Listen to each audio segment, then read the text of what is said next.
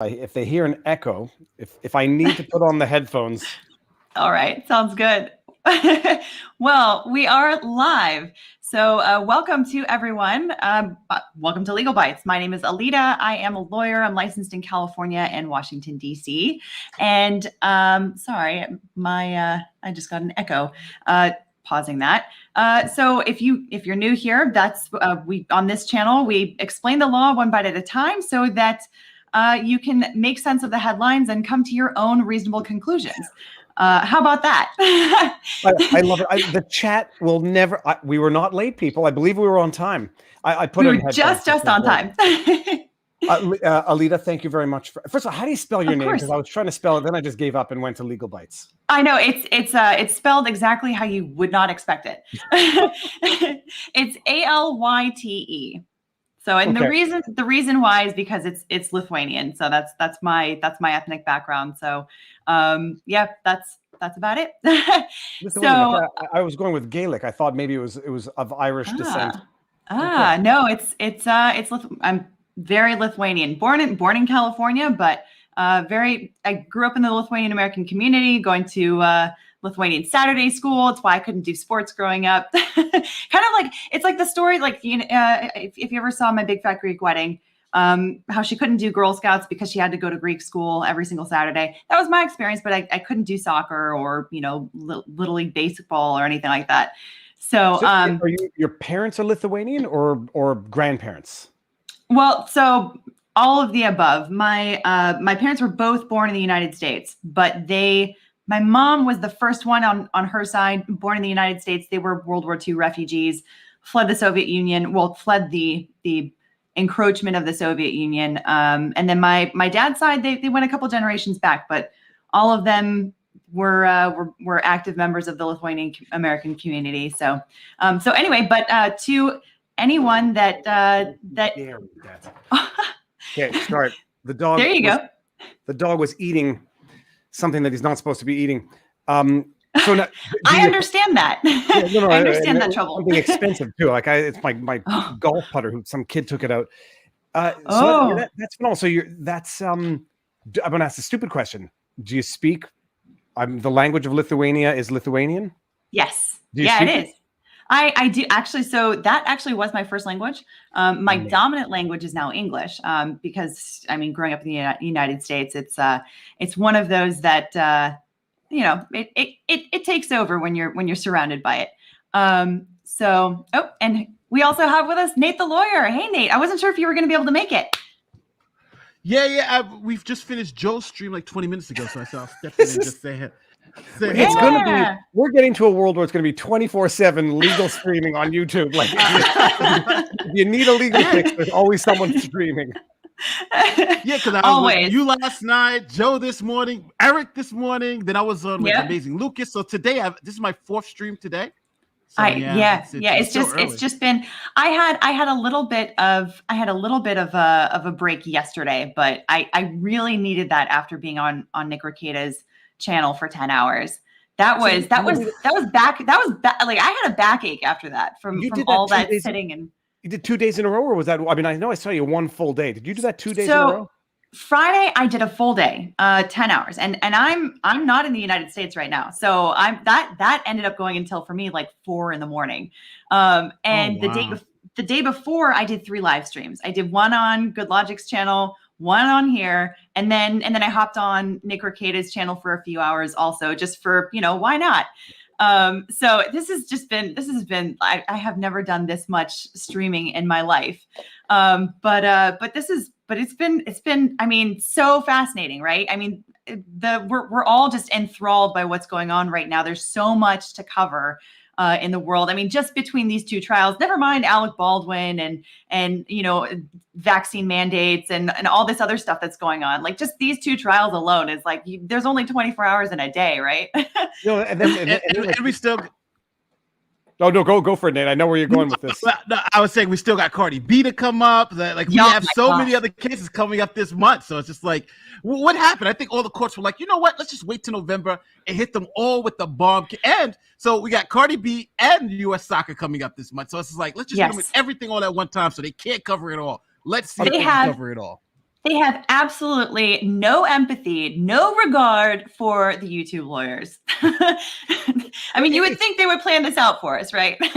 But it's I don't know. Is it new that they're live streaming or live viewing the trials? I mean, I know that you had Court TV back in the day. You know, OJ's trial was when they played it on TV. But is it new that they're streaming trials live to the degree that they're doing it now?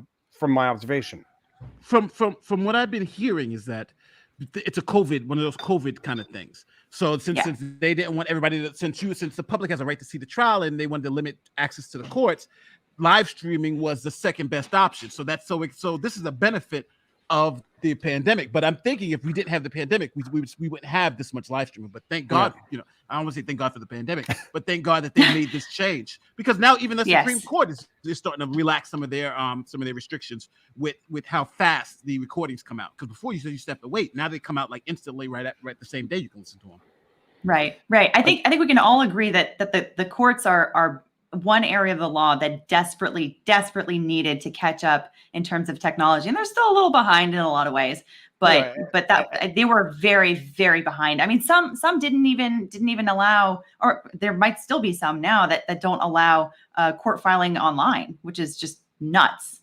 It's the digital side to it is one thing, but it's the transparency side is the other. Like letting people see what's going on, because courtrooms are open. You can go sit in there if you want to go down to court and, you know, be the guy sitting in a empty courtroom.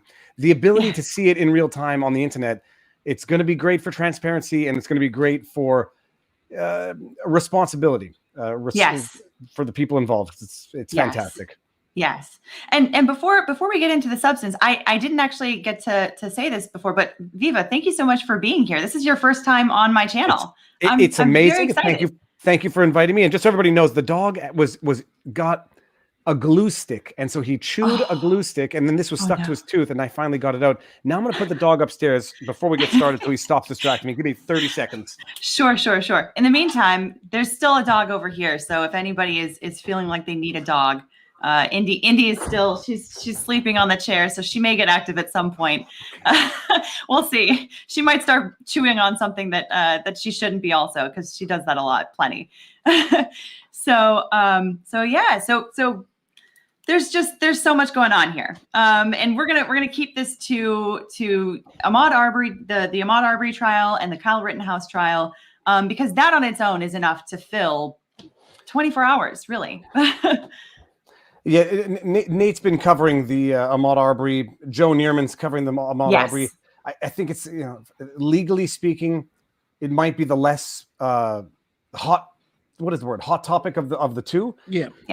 But man, the seeing what's going on in Rittenhouse and knowing the backstory that we've been following with Barnes on our live streams, it's got a new angle to it. Nate, you just put out a summary video of week one. Yeah, it's literally 101 on my channel. I was like, what? People were like dying, but I put up the summary. But you know, it's hard because I think the prosecution.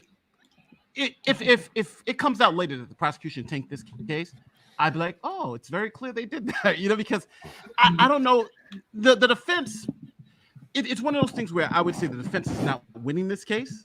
The prosecution is losing this case by giving them everything, right? Because the defense hasn't even put on a case, but yet I've heard more self-defense in the prosecution's case than I've ever had in any prosecution. So I don't know what's going on here, but it's just here. So you've been watching. You guys been watching it too. Yeah. Hey, Joe. Glad to have you here. Yo. Thank you for having me. Thank you. Yes. Thank you to all three of you for being here on a Sunday, on a technically non-working day, but is this work really? we never work. When you love what you do, you'd never work a day in your life. And now Good Logic is making me realize I need a banner like that in the background. Oh, Good Logic. You see, I'm a trendsetter. That's my goal. My goal is to set the tone. It was actually the wife who provided this for me as part of a birthday gift. So I was God bless her. Though, it kind of reminds me of Rekida's old flag that I think he used to have behind him. What are you trying to say? Now you're saying I'm not a trendsetter. Well, my wife was just looking into a neon light. But they're like $1,500 or $2,000, and expensive. It's like they're expensive, and it seems like a waste of money. Not just rather like, okay, they're expensive. It's not like a good whiskey or something. It's just a waste. Well, you can green screen it if you want. Green screen it and throw a neon light up there. No, it'll be hard to know the difference. Screen. No. I'm just going to get. I think a flag like Good Logic's is going to be the cost-effective solution. Nice. Is that a green screen, Good Logic? That's not a green screen behind you. No, it's not. It's not a green screen. That's an actual. That's an actual thing you can. You touch it. Nice. Yeah. Before we get started, Alita, green screen. Alita, what's in your back? You look like there's marathon medals behind you. Yes, those are full and half marathon medals.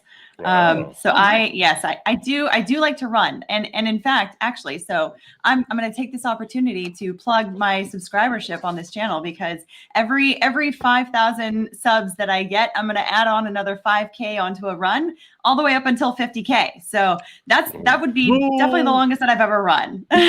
So let's do it for 1 million. 1 million. So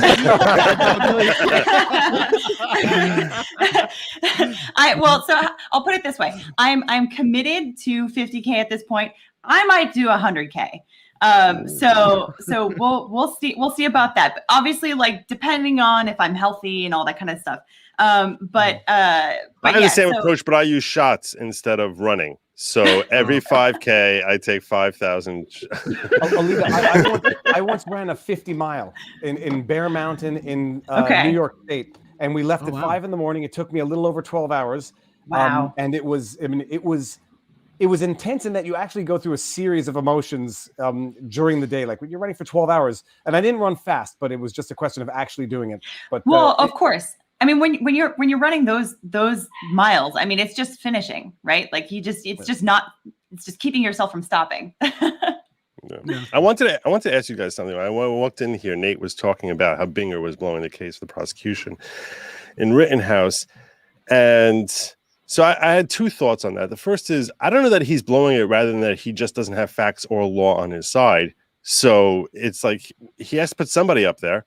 And it's like anyone who's going to put up there is not going to have very much positive for the prosecution to say. And despite what the media has been telling us, I think that there's very little case there for the prosecution to work, which is why I think there's so many people, certainly on our side of it, who are like, this is insane that this was ever brought. But I also had another thought, and I threw this at Nick, and he was sort of torn about it. And I wanted to ask my learned counselors who are sitting here with me, what do you think about an idea I came up with, which is, if you're the defense, don't even bring any new witnesses. All the witnesses you bring up, just bring back the state's witnesses. Ask them questions on direct, and you're basically showing to the jury they literally have nothing. Every person who they brought forward is a witness for us. Bring back up Richard McGinnis. Bring back up Balch. Bring up all these people, aside from, I guess, Gage Crowskreutz, you're probably not going to bring back up there. But pretty much bring up everyone who was an eyewitness, who they brought up, bring them up there and have them show that, yeah, if they were in his shoes, they would have done exactly what Kyle did. Every one of them, I think, would have said that, hey, if I was in his shoes, I would have pulled that trigger there on Rosenbaum. I would have been like, firing for my life there. And this way, if you and the jury are sitting there and you see the state's own witnesses are ultimately coming around saying Kyle was completely justified and they would have done the same thing, what the hell does the state have left at that point? I think one thing, though, is that there would likely be an objection for cumulative testimony, because asked and answered, a lot of asked and answered. Because the thing is, I mean, if you're just going to be going over the same facts, the same testimony, again, just from the other, just getting a direct by the other side, you're probably going to have the jury asking, why is this trial lasting twice as long as it should? Okay. And then they might get annoyed at the defense. Okay, but I think it's to really ask. I think it's the primary question at the end of the day is, would you have done anything differently than what Kyle did? Would you have done anything differently than what he did? That's a tough question unless you know the answer to that question. I would never ask that question unless I've asked you that question already and you've given me an answer, because it's a hell of a question to ask. If somebody says no, I would not have, then would that be a permissible? In a bad situation. Would it be a permissible question anyhow? You're asking a question of opinion to a witness of fact. Yeah, calls for speculation. That's what you call it in the States. Yeah. I never understood what that is. Calls for speculation. In Quebec, we say hypothetical question. You're asking a question of opinion to a witness of fact. Also, what difference does it even make? Whether or not they would have reacted the same way. Maybe they'd react worse or better. But No, I don't think the prosecution is not throwing the case. We live in a world now. Everybody's constantly, what's the word? Conspiracy theory bitten. And so when you see something, you try to explain it away through underlying intentions. Yeah. Dude, it's a bad case on its facts. I get the feeling there hasn't been that much witness prep, which is a problem. Calling up the two brothers. I don't think there was any prep there. But yeah, I would agree, because I think with a lot of these witnesses, there doesn't seem to be much chemistry between the prosecution and the witnesses that they're calling. So because it's like you want to get a sense of comfort between them, you want to get a sense of rapport between them. And I don't sense that in this case, really, with any of the witnesses that I've watched. I don't know about you guys. It's visible in the pausing that he asks a question, gets an answer, and he's like, okay, normally, like you're saying, there's a rapport where there's a flow. When the prosecutor asks a question and the person gives an answer and he sort of pauses trying to figure out, well, what do I do with that? That is, to attorneys, I think it's a telltale sign that you weren't fully expecting the answer that you got, and now you're trying to figure out how to like dance around the problems that just arose over the last 30 seconds when he said something you didn't like. Right. So, yeah, there's a possibility it's just for pacing, for drama, but it's more when the witnesses don't understand the questions, or it sounds like it's the first time the witness has heard the question. None of these questions should be surprising or catch the witnesses off guard. And with some of them, it didn't seem like they caught the witness off guard. It just sounded like the witness was like happy to answer the question. I'm looking at McGinnis with, you didn't know what was going on in Rosenbaum's head. With the brothers. Oh, yeah. That was just a beautiful setup. Yeah. Lunging, falling. No, you said falling. Damn it. It's just like. And especially it all looked like it was scripted in a movie. Which actor does McGinnis look like? Because he looks like Matthew McConaughey. A young Matthew McConaughey. Okay, 100%. Yes. You answered that a little too quick there, Alita. That was just like... he's Professor McConaughey. I'm a Longhorn. Thank you very much. Oh, okay. No, it's I mean, we'll see what happens next week. It's the case is it's been a weak case from the beginning. People are just asking, why did the prosecutor take it? Nate, ADA versus DA. He has no choice. He's answering to higher ups. Yes. If he wasn't doing this case, somebody else was doing it. But look at this clip. This is from my video today. But look at this clip. This is the clip of literally the prosecutor trying to impeach his own witness. He's trying to call into question the witness that he has called as a fact witness. So in other words, don't believe my own witness, which is insane. I know. But listen to this back and forth. It's crazy. This is what you guys were just talking about. Oops, I'm muted. You don't know. And this is credibility. Sorry. Here's Mr. McGinnis, an eyewitness to the shooting. You don't know, as you sit here today, what Mr. Rosenbaum was thinking, do you? You mean at the time of the shooting? Yes. Or at any point in his life. I mean, you have no idea what Mr. Rosenbaum was ever thinking at any point in his life. You have never been inside his head.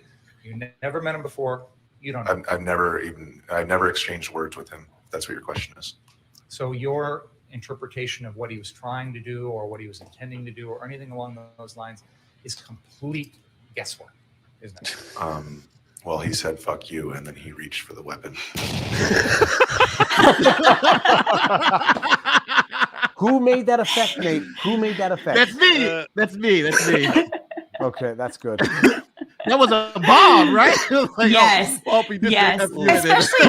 Especially because of his delivery. He said it so dispassionately, like so factually. Yeah. And it made it so much better because he really undersold like the drama of it that made it like the performance way better. And it's like it's such a stupid question because no one ever knows what anyone else is thinking in your head. I don't know what any three of you are thinking in your heads, but you sort of can get an idea based on their actions, what they're probably thinking. That's my perception of what they're thinking. So to say I don't know, okay, fine, but as he described it, he said "F you." and then No, and and it was- then lunged. What do you think it was Ordinarily- thinking? It probably wasn't a hug. It probably wasn't a hug. That was my perception. And He was just trying to give him a sandwich, actually. No, a witness would ordinarily like say to the judge, "Can I say this?" He said, "F you." Like this guy didn't even ask permission to say the uncensored F word. It was just, well, he said, "Fuck you," and then like Yeah. it was. But he said that it's an interesting term. Impeach the witness. That's the U.S. term. But yeah, he was effectively trying to. He was cross-examining his own witness. I was having that scene from Liar Liar. He's badgering the witness. Well, it's his own witness, but like, yeah, he didn't. You stop when you've stepped in the poop, and Binger just kept tracking it around the house. Yeah. Spoken like a man who has Winnie the Westie. Who has probably stepped in poop at some point. I understand that. My I also, kids- unfortunately, understand that trouble. Yep, no. The kid stepped in poop, and then no one could understand why there were chocolate smears on random places in the house. It wasn't chocolate, and it was in someone's bare foot, and it was disgusting. Oh my god. Oh my God. No, That's and glorious. the brothers of the car dealership again. I mean, you're calling witnesses who don't want to be there, and Yeah. they have to be the most prepped, and they were not prepped, and he didn't understand. He didn't seem to understand their hesitance to answer some of those questions. So let me ask you this: you think there's not one eyewitness who, like, they could catch on video? This is a person who was there, who was part of the BLM protests, supported the protests, who could at least say, "I saw Rosenbaum. You know, I saw Kyle." There's not one witness who can support that position. Well. Here's what they showed that Rosenbaum was doing. Check this out. Oh yeah. Let me add that. And we're going to get into what Binger said in his intro statements there, Nate. Oh Yes. yeah, I have that here too. If you guys want to hear that.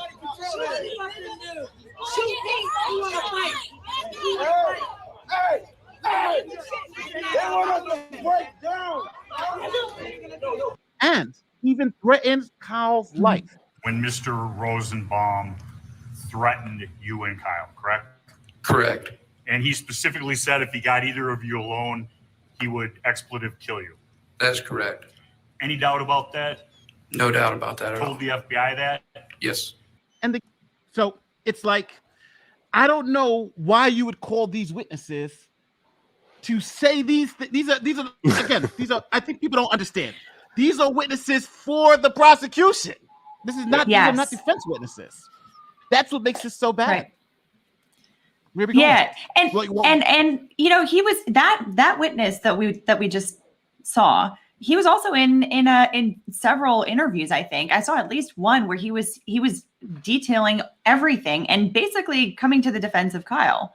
So I completely agree with you. I think most, if not all, of the witnesses that have been called so far are really not helpful for the prosecution, and it's baffling to try to figure out why they even called him in the first place. Well, it was the guy we just saw, Nate. He's the one who said that he got Grosskrauter's handgun afterwards, and he cleared the chamber. He's the one that testified on that, right? I believe so, yeah. And he's the one that said that there was a bullet in the chamber. It was ready to fire. I mean, yeah, it's as though the strategy might have been just to delay, bore the jury to death, or get them in a position where they just want to convict to get out of there. But it's not because there are witnesses that you have to call them. These, in theory, could have been witnesses that the defense would have called, but you're better off not calling anybody and just relying on the video footage and the facts of the case than letting these people come in and add details that even I didn't know about before this trial got started. I had no idea a bullet out of the chamber of the handgun that Grosskrauter had ready to unload into the guy. I mean, I knew he said he wanted to do it. You know, there's a theory that you're all aware of, that you sometimes want to get your bad facts out of the way at the beginning of the trial. So maybe that's what the first 4 days of the trial are. Let's get all the entire bad prosecution's case in chief. let's spend the first 4 days getting all Bad the facts bad out stuff the out way. of all the bad facts out. Who is conceptually, who would be a good witness, and what would that good witness say? Like, conceptually, and all of the players in this, who would be a good witness for the prosecution that would build their story that this was premeditated and unjustified murder in the legal sense? Kyle Rittenhouse. But they can't call Kyle. And yeah, They can call Kyle Rittenhouse. They can probably make that. Although in the defense opening statement, they did say that they were planning on having Kyle testify, right? Which I hope that he's not. It's malpractice if they do it at this point. Yeah. There's no for what? They would have him come on to prove what? They're already winning. Even if that would be a little bit. That really would be what is it? Oh God, I totally said this the other day. It's a snatching defeat from the jaws of victory. Yeah. So someone in the chat said maybe Zeminski's girlfriend. Maybe do they know the whereabouts of Zeminski? That's the guy who's the first one to pull the trigger of a gun for reasons only he knows. Hypothetically, maybe you call Zeminski and you get him to say, I fired my gun in the air to scare these guys off. And, but Rittenhouse was X, Y, and Z. I don't know who would be a good witness for the prosecution in this case. Maybe the other... One thing about the prosecution's case, which I don't understand, is that the opening statement versus what the people testified to. I think that's the big issue because you promise, right? You're promising the jury the evidence is going to show this, and then you say something that directly is contradicted by all your witnesses about that particular event. It's just like, again, that's why I keep saying I don't know where he thought he was going with this, but this prosecutor just. It just doesn't make any sense to be prosecuting a case this way. But but we'll see. Next week maybe they'll bring a rabbit out the hat or something like that. But I just don't see it. I honestly believe you have a directed verdict is a real possibility here for the most serious charges. I think so. They're going to bring Grosskrauter. I mean, that's going to be the witness of the trial because I'm trying to think. Steelman, the testimony that Grosskrauter could provide. What could he possibly provide by way of testimony that would be damning for Rittenhouse if you had to make something up? Well, if we think about the case in a whole, the key to the case is actually not because he's the last victim that got a shot in the arm. We have to go all the way back to Rosenbaum because essentially, if Rosenbaum's shooting was unjustified or illegal, right? If he wasn't justified in self-defense, then that turns Kyle from acting in self-defense to an active shooter.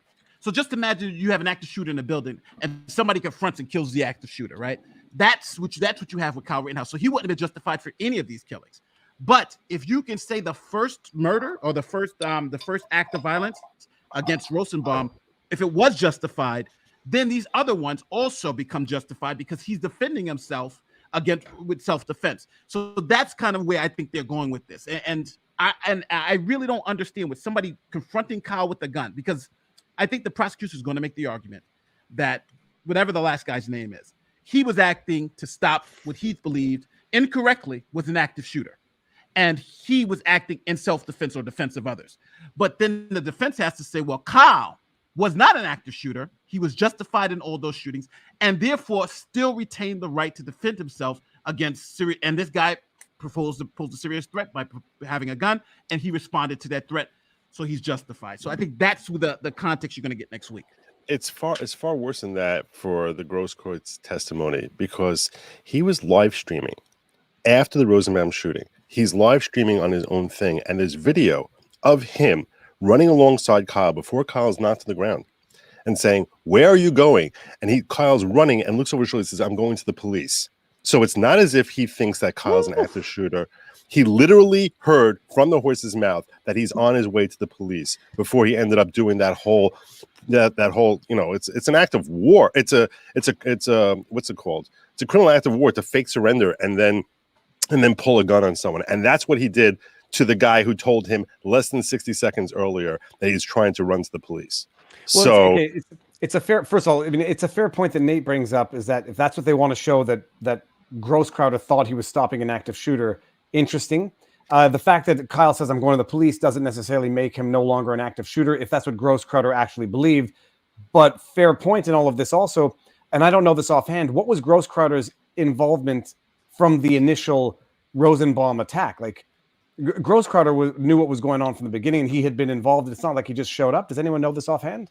Grosskreutz. No one can get his name right. You're not the only one. Everyone's like, I don't know, Gross Point, Gross.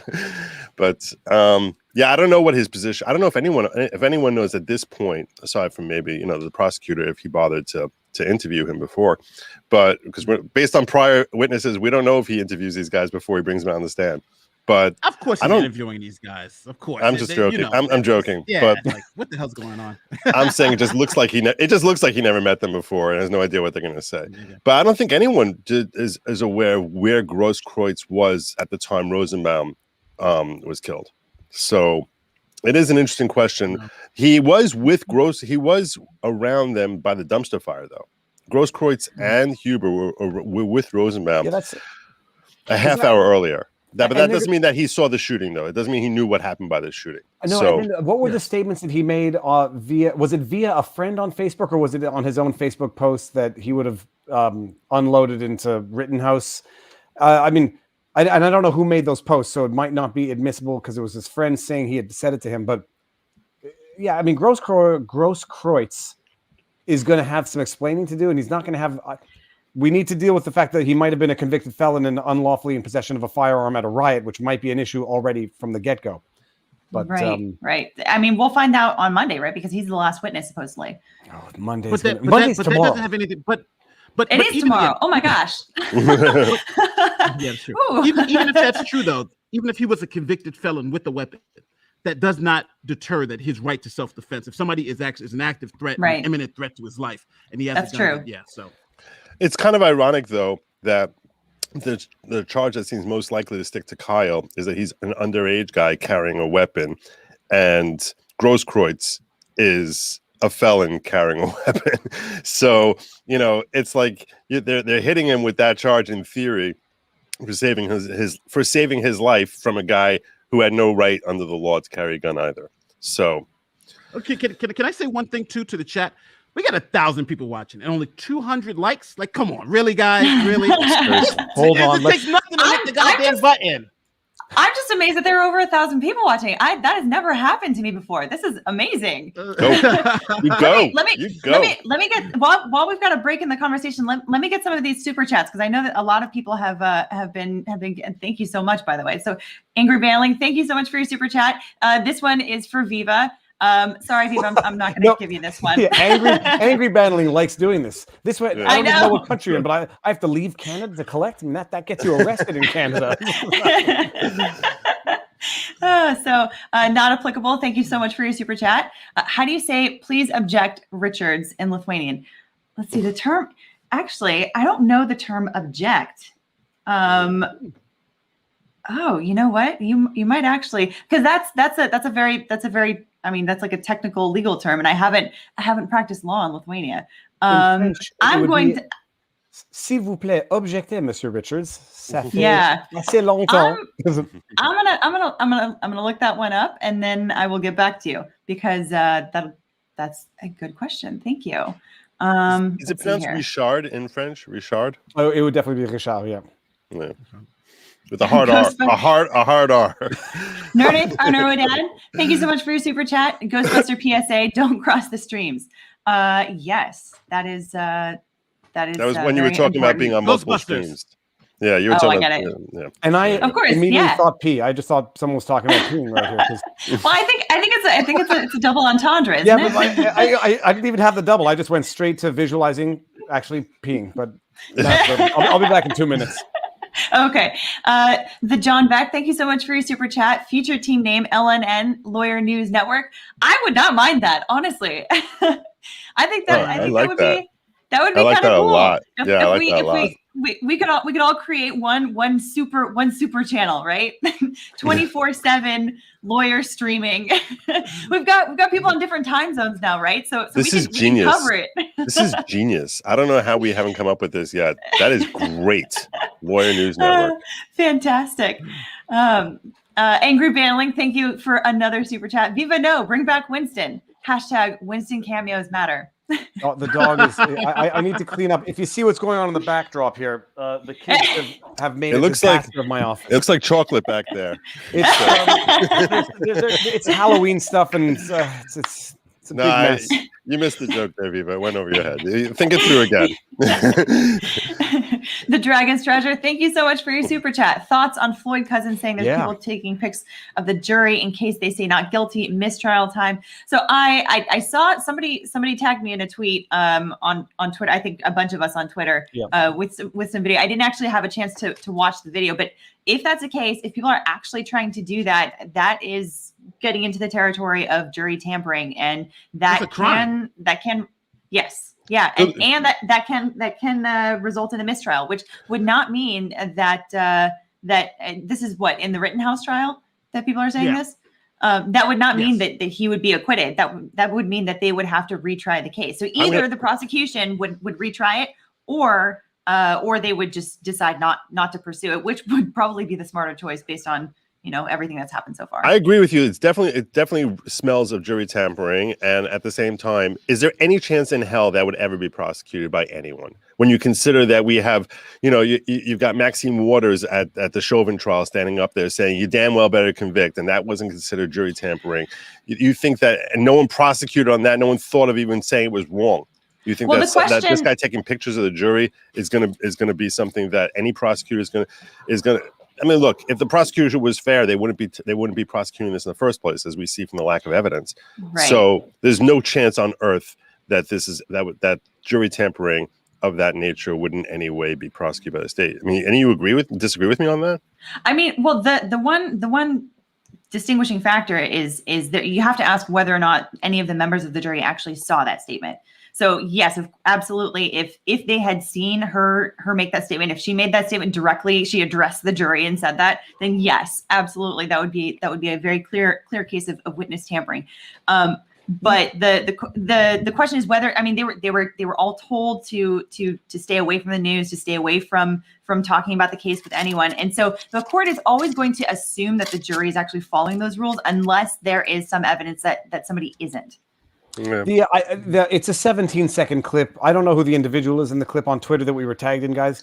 From the 17 seconds, it's not clear it's an overt threat, rather just what the individual thinks is going on.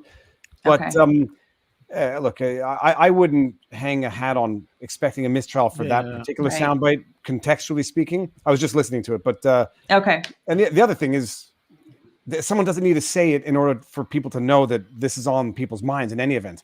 But this would be a good impetus for the judge to give a directed verdict or a pre-jury dismissal to save the jury the headache of doing this.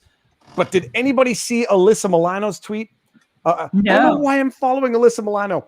She tweeted, the judge is talking about the Bible. Get this guy off the case right now. And I'm like, if she thinks that this is grounds to get a judge off the bench, that he ventures into a story while talking about something, it's clear that she has minimal court experience. Not that it's par for the course, but my goodness, not disqualifying worthy. But that is why we have our channels, right? Is to educate the public. And so, Alyssa Milano, if you are out there and you're watching this, please subscribe. Maybe you can learn something. She may be beyond the point of no return. She put out another tweet yesterday, which was a poll that said, it was a poll. Are you going to get your kids vaccinated? If 5 to 11-year-olds. Some said yes, some said never. And it was like 92% of 173,000 people who responded said never. And then I showed them our newest definition of anti-vaxxer, which apparently now 92% of 173,000 respondents are anti-vaxxers. Now that is interesting. So Europa Chronicles, thank you so much for your super chat. He said they could even bring Gage on direct and show the video of Kyle saying he's going to the police. P.S. Thanks to all for the great streaming coverage. Thank you so much. Really appreciate that. I just want to say, Alyssa Milano, if you're watching, don't subscribe to my channel. It's not going to work well. Subscribe to Legal Eagle. It's not going to work well between us. We're not going to be happy with the relationship. Just don't. Another super chat. It's a small girl. Thank you so much for your super chat. How much prep does the prosecution usually do with the witness? I assume they don't practice. I don't know. Nate, what's been your experience? When I've done preps, like for instance with cops, I'll bring them in. We just go over the timeline, right? Is this what happened? This is what happened. I'm going to ask you about this. I'm going to ask you about this. I'm not telling you what to say, but I'm just trying to make sure we're consistent. And then we'll go through like kind of just a mini question and answer just so I can understand, where some issues would be. Because you want everything, especially on direct. I'm not allowed to ask you leading questions. So any smart lawyer would only ask questions that you can get the answer to. But on direct, it's a little tricky because it allows you to expound upon your answer. So that's why. So generally, I would ask you all the questions. So first, hey, what about this? What about this? And then when we go in, it's two things. Number one, you already know what's coming.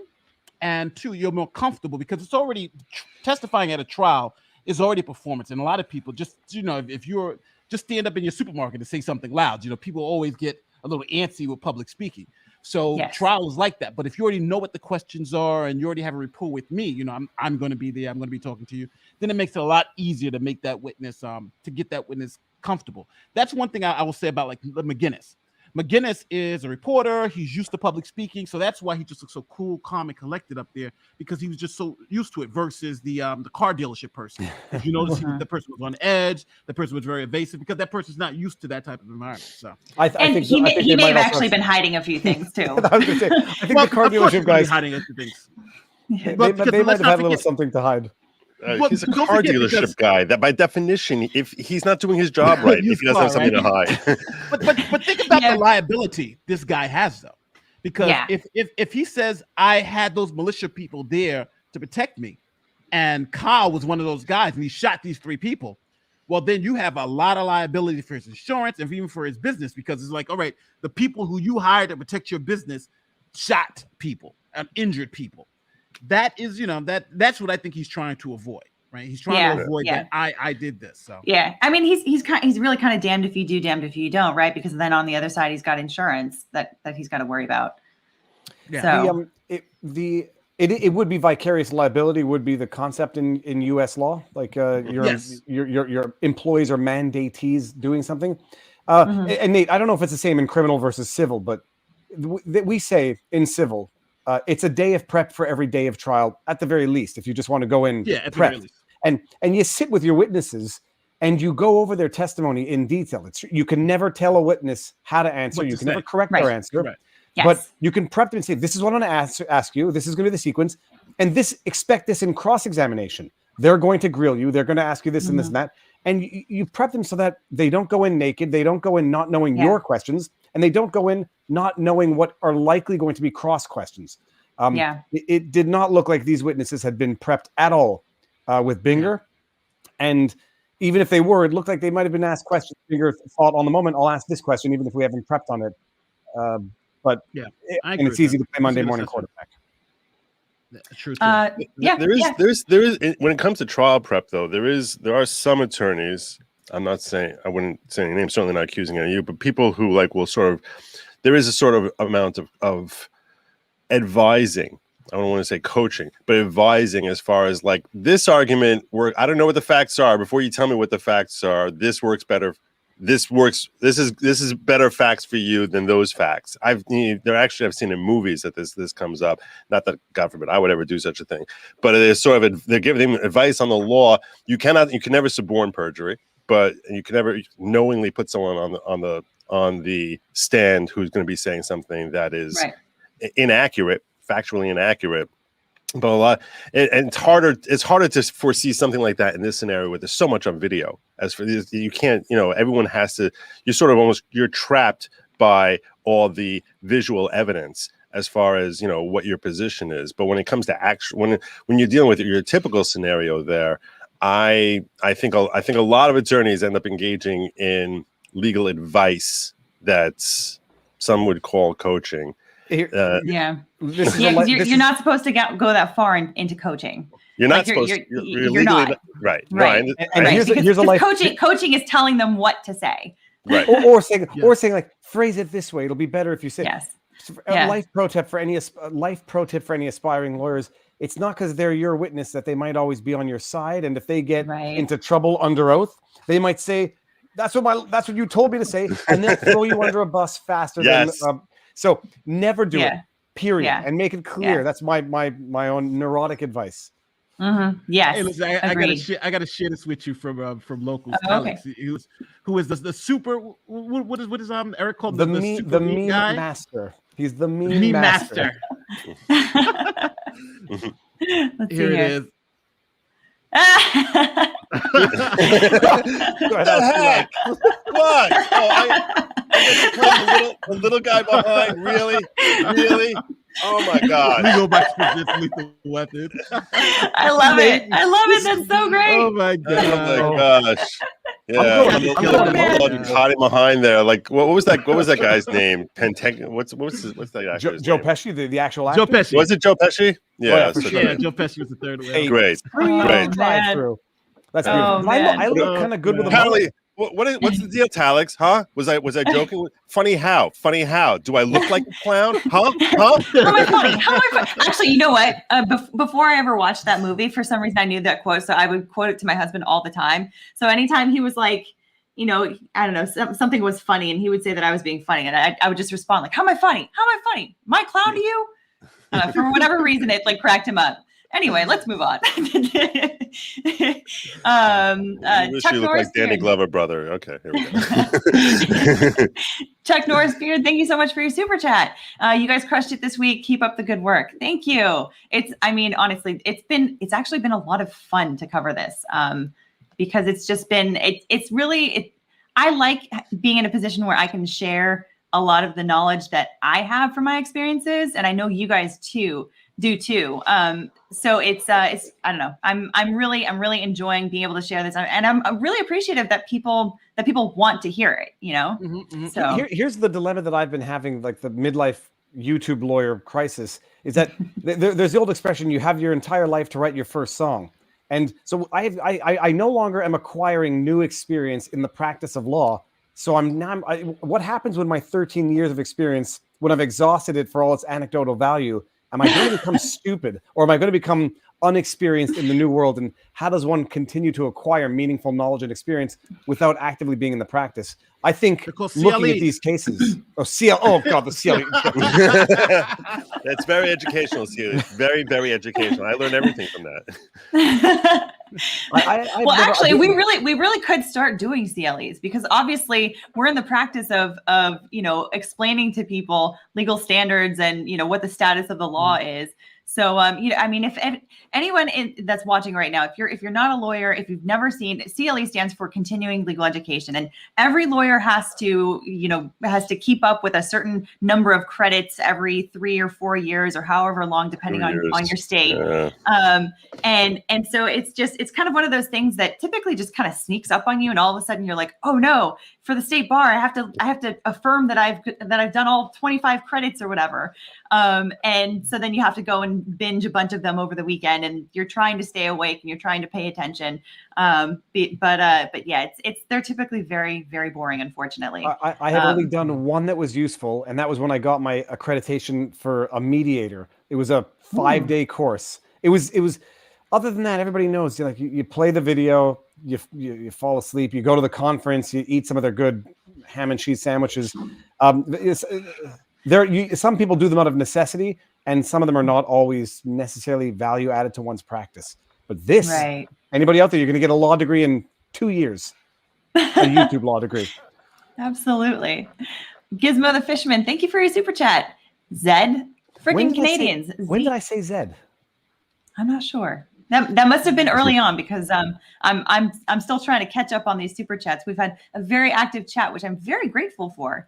I'm loving how many people are here. I'm going to probably get out of here in about maybe 15, 20 minutes. So I just want to give you guys. I know Joe wanted to talk about the Ahmaud Arbery case. So let's get into Ahmaud Arbery. Yes, because technically that one started before Kyle Rittenhouse trial started, but they were in jury deliberations for a lot longer. Which honestly, it surprised me how quickly they seated the jury in the Kyle Rittenhouse trial. Yeah. So yeah, we basically had so far opening arguments and one witness who came forward, who was brought out on the Ahmaud Arbery case. It started on Friday. The jury was sworn in on Friday. Before that, there was all sorts of there's political issues, because as everyone realized, this is a case which race is heavily involved here. There's questions, even though there's no racial elements to any of the criminal charges. At the same time, there's a strong presumption that race what may have been a motivating factor in the slaying of Ahmaud Arbery. So with the fact that the jury ended up being selected was 11-1, and the judge noted the fact that he questioned the motives of the attorneys for the defense in using their peremptory strikes, these are automatic strikes. There are certain strikes when they're going through the whole jury selection. So there's such a thing as removing a juror for cause, that for one reason or another they seem unfit to serve on this jury based on preconceptions or their involvement with particular persons or incidents, and those are unlimited. That the court will say, for cause, we're going to remove juror XYZ. In addition to that, each side is outfitted with a certain number of peremptory strikes, where they basically say, we're getting rid of this juror because we just have a bad vibe about them. You're not allowed to use these peremptory strikes to remove someone on the basis of their race. Now, no lawyer ever says, well, I don't like the black guy, so I'm getting rid of him. So they always, if that question is ever thrown that way, which it rarely is even asked of them, they'll always come up with some other reason that, like, well, we get a feeling that that her position on this matter is something that makes her nervous around guns. They'll come up with some other explanation as to why it is, rather than race, because you're not allowed to use race as that basis.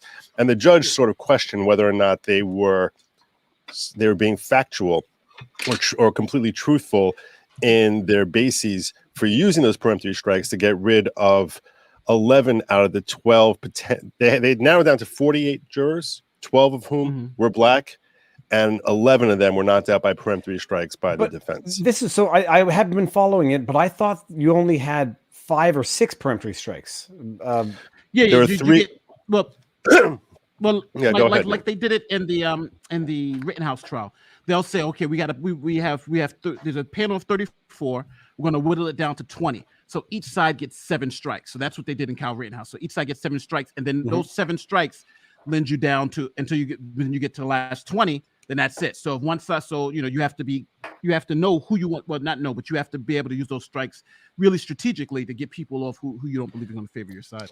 But then how did they? Because if there were 12 black potential jury members, how did they peremptory strike 11 of them? Like, I thought if they peremptory strike max 6, did the prosecution peremptory strike some as well?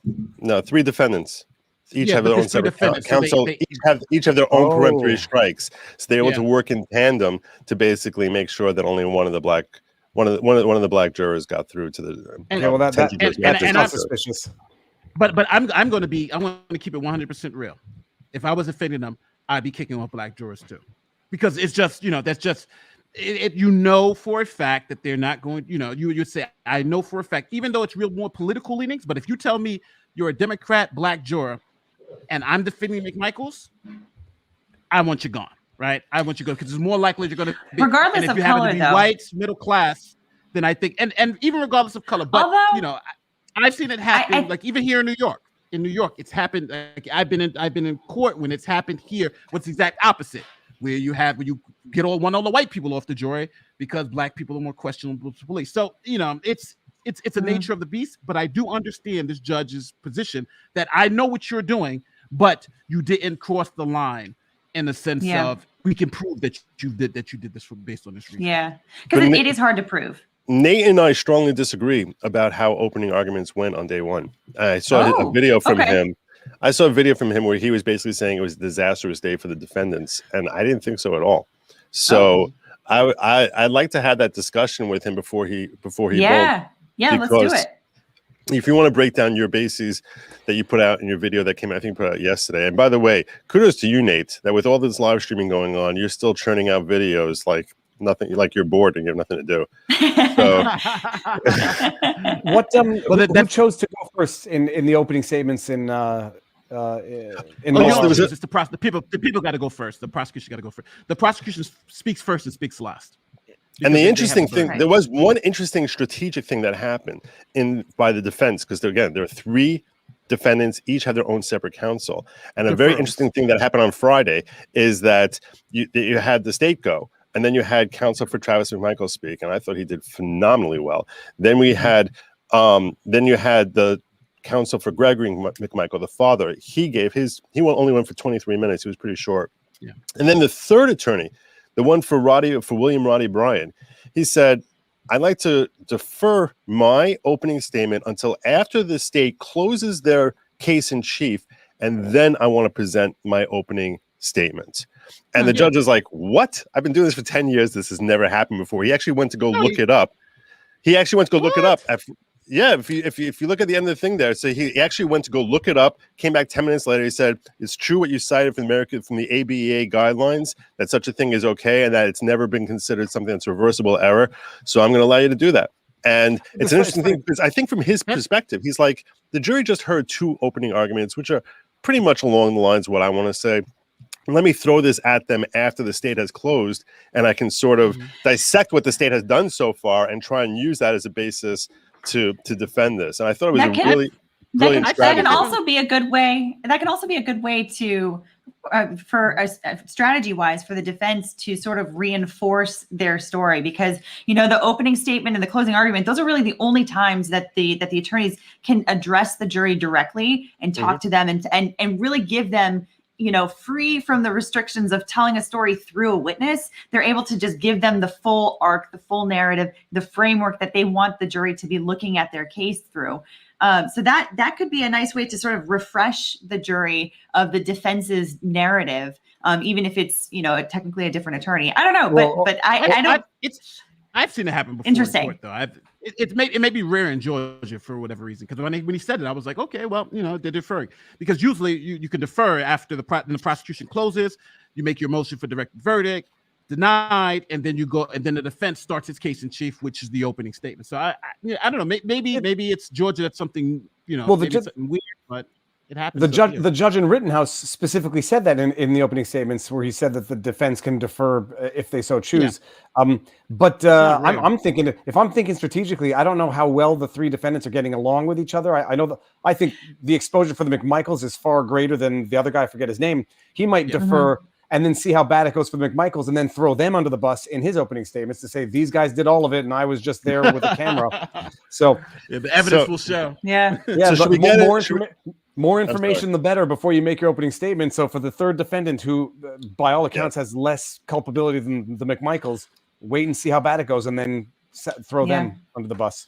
So do you want to spell out why do you think that the defense is in trouble based on the opening day, Nate, and then we can get into how that went? Well, first, I want to separate performance from substance. Performance-wise, defense did a phenomenal job. I think both sides did a phenomenal job, performance-wise, right? Getting all the points, getting in front of bad facts, all that type of stuff. So this is not speaking about their performance. This is just speaking about the underlying facts. This case is built on really three key issues, I believe. Number one, the citizen's arrest, right? Now, citizen's arrest, also that Mr. Arbery had committed a burglary. And then third, right, that these people were justified in trying to effectuate this citizen's arrest. Now, the reason why I believe the facts are bad for the defense, and the facts that were laid out were horribly bad for the defense, is because they didn't combat any of the facts or anything that would rebut that. For instance, for the first fact about this being a citizen's arrest, to effectuate a citizen's arrest, you need probable cause. That is the law. That's the Fourth Amendment. That's the Fourth Amendment of the Constitution.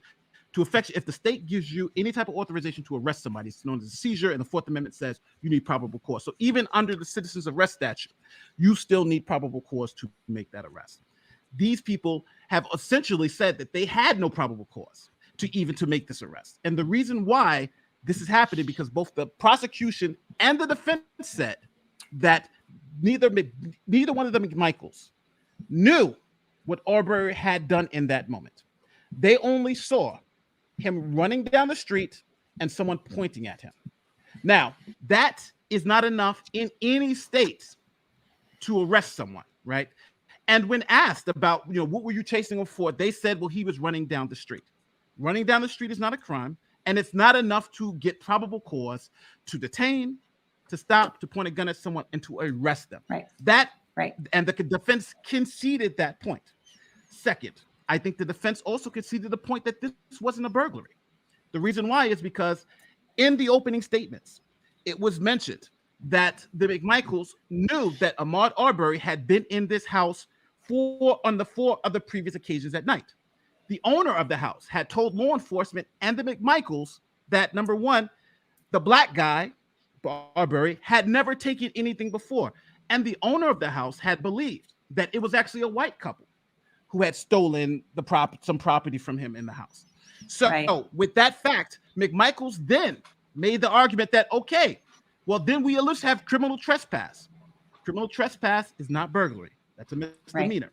So they knew that they didn't have burglary. So now, even if they knew that they saw Arbery running down the street, they didn't see him come out the house, they knew at that point in time that they didn't have that he hadn't committed a burglary, even in the past. Yeah. So this thing that we were tracing him. Go ahead. I was gonna say, and to make it super duper clear as a bright sunny day at Disneyland, in order for a citizen's arrest to be proper, you have to have either witnessed a crime happening in front of you, or either in front of you, or you have to have immediate knowledge of it. Basically meaning it's in the other room and you're hearing it happen. You're not necessarily in the same room, but you are right next to it. You have immediate knowledge.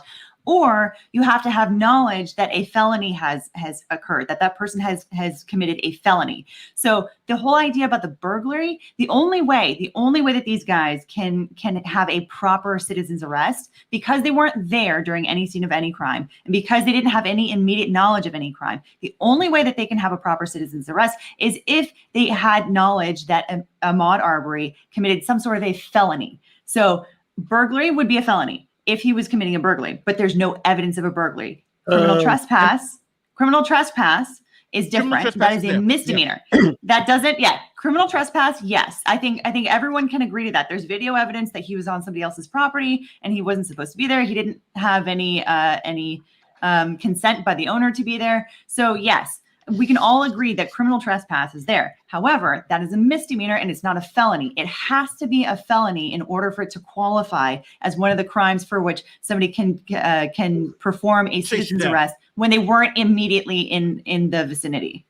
Yes, and the defense attorney put up the statute and even said if it's a felony, and he was just talking about burglary. But again, there was no burglary because his facts and exactly what he said, right? They had no immediate knowledge of what happened. He literally said, the defense attorney said this, but they were chasing him for a burglary that they didn't see, didn't know, didn't anything. Okay, so we got that.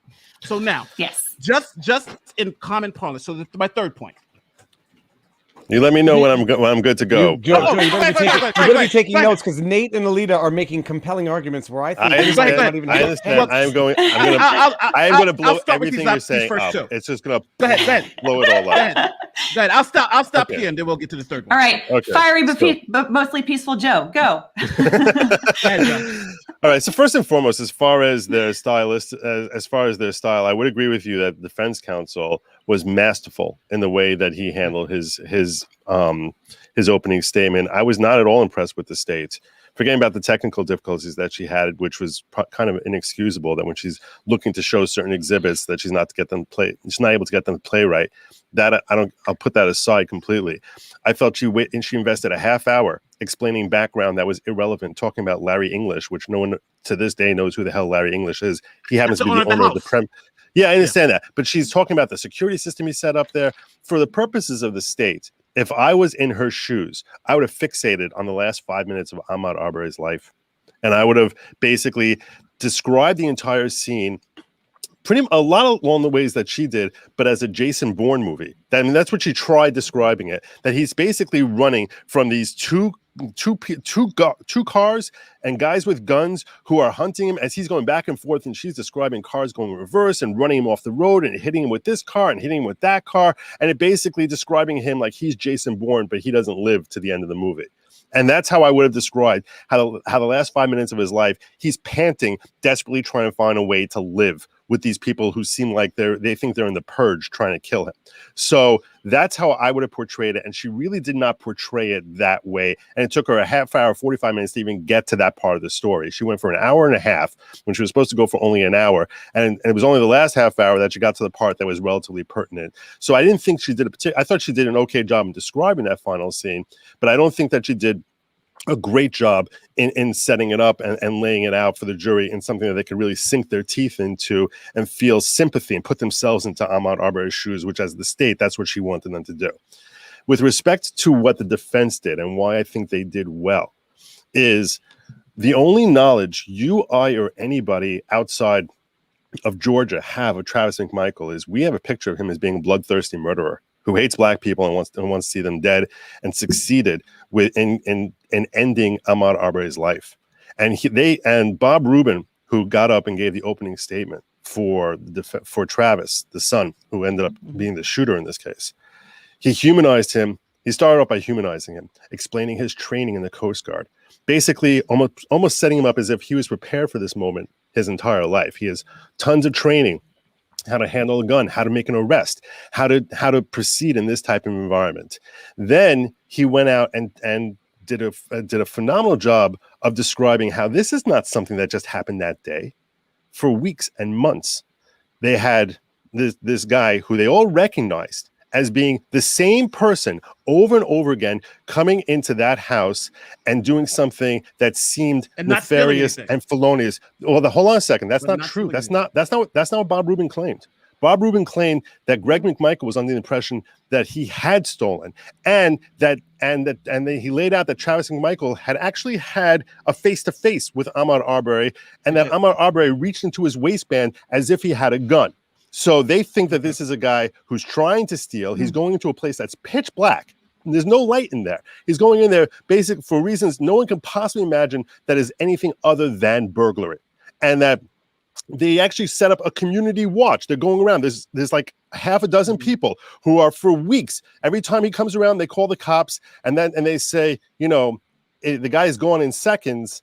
And the cops take minutes to get there. And when they're taking minutes to get there, minutes are a lifetime when you're dealing in a situation of seconds. So they know they have to form this community watch if they're ever going to get rid of this person who he described as turning their community, which was an otherwise peaceful community, into a community that was living in fear about this guy who's a burglar, who's armed, who's coming places. And he just seems very, very suspicious. So they have this whole community watch going on. Then on the day in question, and they keep calling the cops can never ever get there in time. So that now on the day in question, he comes out of the place and he's witnessed, and a guy holds up his phone, takes a picture of him, and he darts off. And one of these people who were part of this community watch, I think his name is Abernetty or something like that, who took the picture of him and frightened Arbery into running and darting past Gregory McMichael. So Greg McMichael looks and sees Abernetty, who he knows is part of this whole thing, knows the whole Ahmaud Arbery situation, and he goes that way. And that could be interpreted, I think, a jury, and it's up to a jury. And again, I don't know if they're innocent. They could be the most evil, racist people who deserve to spend the rest of their lives in prison. Mm-hmm. That's going to come out during the course of trial. But if you want to look at it from the position of defense, this is, I can understand how if we've had these prior communications, we're all in the same understanding, this is a guy who's trying to commit a felony in our neighborhood. And we need to stop him. The police are never going to get him. So we have to work together to get this. And one person who's a member of that club gives that signal saying, yeah, he went, like, I see that you saw him, and yeah, he's going that way. Like, go get him. And then when Gregory McMichael goes running into his house, he doesn't have to say that black guy. You remember that black guy who was burgling? He's like, he's back. This boogeyman, terrifying, who's been terrifying community, is back. I'm almost done. I'll let you go. I'm almost done. So he's back. We need to act now if we're going to stop him. And they call the police. And according to Bob Rubin, it's not like this whole Jason Bourne thing. They're not chasing him. They're not going back and forth where he's running back and forth. They station themselves on perimeters, contact the police, and say, come and get him. So it's not like this whole crazy, rat race or maze they made him run through to try and live, run for your life. But they actually were just guarding him from being able to escape the community before the police arrived. And then he ends up coming and confronting them and wrestling for a gun. Now, is that what actually happened? I don't know. The guy could have been full of crap. He could be lying. Well, I'm sure these guys are going to have to testify. We're going to hear their eyewitness testimony. And it's unfortunate that I doubt we're going to hear any testimony from someone who will be able to put us in Ahmaud Arbery's shoes because the guy is dead. So that's an unfortunate part here. But I can understand saying, this is the first time I could see where they're coming from. And that's something that I didn't have before the opening statement. That's why I thought the opening statement was effective and powerful, and that it was well delivered and had an opportunity to open up the jury's mind into perspective. Like, you know what? I can understand where these guys are coming from, and it's a sucky situation, but that doesn't mean that they spend the rest of their lives in jail. Joe, I've heard both people prove their cases. Oh, but Joe, my only issue. No, go ahead. Go ahead. No, I was going to say two things. Everyone thumbs up so that Alita can get to the first 1,000 thumbs up. I think it was at 860 the last time I saw it. I'll say Thank you, one Viva. thing. Yes. Yeah, everybody like the video. Do that. It's free and easy. There's a thumbs up there. And I was going to make a joke about thumbs up versus comment as to who you think just won that back and forth between Nate and Joe. I'll say one thing. Thumbs up if you think Nate won. Thumbs up if you think Joe won. I'll say one thing. The setting out of the facts that the evidence will show in Ahmaud Arbery at least seems a little more plausible than what Binger set out as the evidence will show in Rittenhouse. But I'll tell you, Joe, you gave as much of a passionate description of the events. I think I'm on Nate's side on this one. That's having fine. Heard your respective presentations, but that's fine. I'm not on the McMichael side. I'm not sure that they don't deserve to go to jail. That's why I'm sort of looking at this like it's true crimes. I'm curious to see what the story is, and I can't wait to hear the testimony. We got 1,000. And also, I can't. I want to see the physical evidence. I want to hear more about what they said at the time. I want to hear. There's a lot of information that I think none of us really have, and that's what makes this less of a passionate case and more of like, wow, this is kind of like, this is like a book that's unfolding in front of us, and the outcome here will have a great impact on society, whether there's going to be tremendous rioting or not, whether or not it's justified. Well, Joe, the listening to your rendition, I agree with most of the things you just said, but you're making an emotional argument, and I think you also have to attack the legal argument here, because even in your rendition, you said they went inside, they see a guy running, somebody's pointing at him, and they say, go get him, and they go inside and get guns and run and chase them. So the legal question is, what gives them the legal right to confront him, to point a gun at him, and to stop him?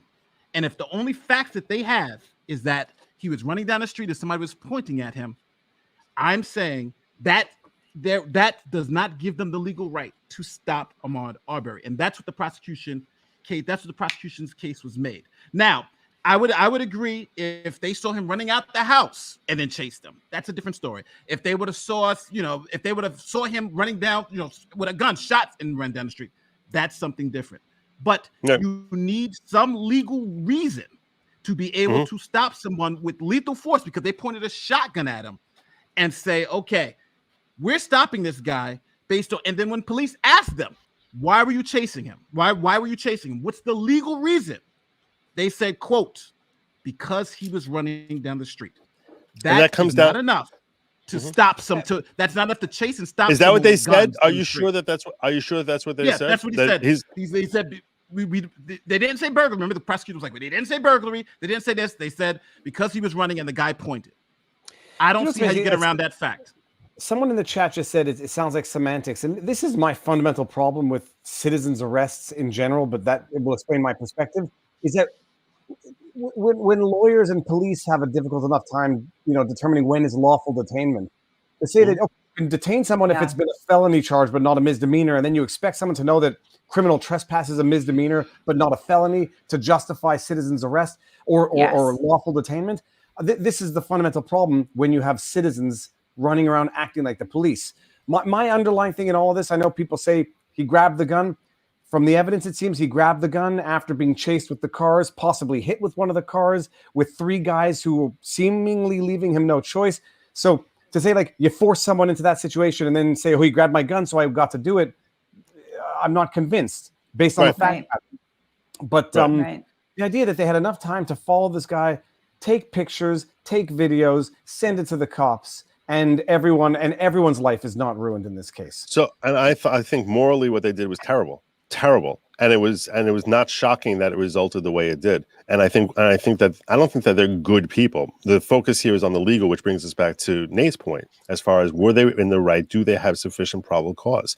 And I think that's the ultimate question of fact: is does the context of them knowing the background, and then all they have is that guy going like that? Was that enough? Was there other? What was their communication? What did they understand about this whole scenario?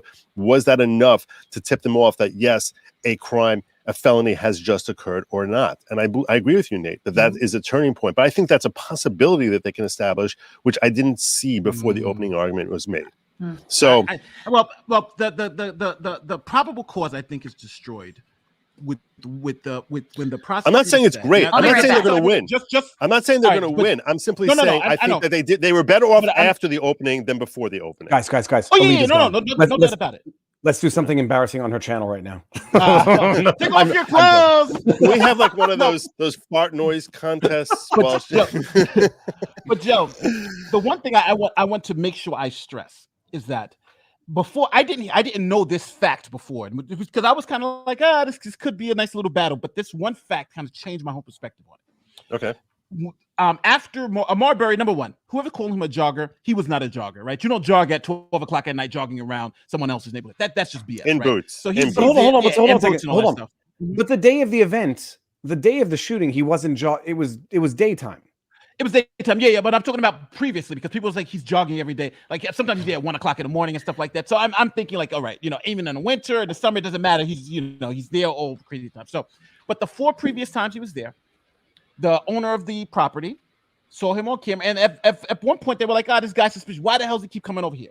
Granted, but the owner specifically, remember he had a conversation with the police, and he sent the police the video, and McMichaels, they were on like this 3-way call. It was McMichaels, the owner of the property, and the police.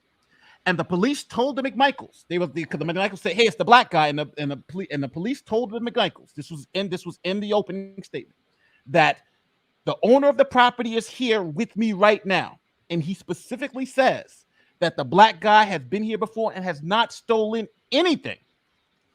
Right. So if that's the case, then that kills any prior, like, he's burglarized the place before. Well, I agree with you on that. Hold on. They may believe Bob Rubin that. said otherwise. The defense counsel said otherwise, though. I know, but that fact that, hey, he never stole, and then you have the owner of the house saying, yeah, the black guy hasn't stolen anything. So those two things now, and then McMichael saying that, yeah, we can get him for criminal trespass at least.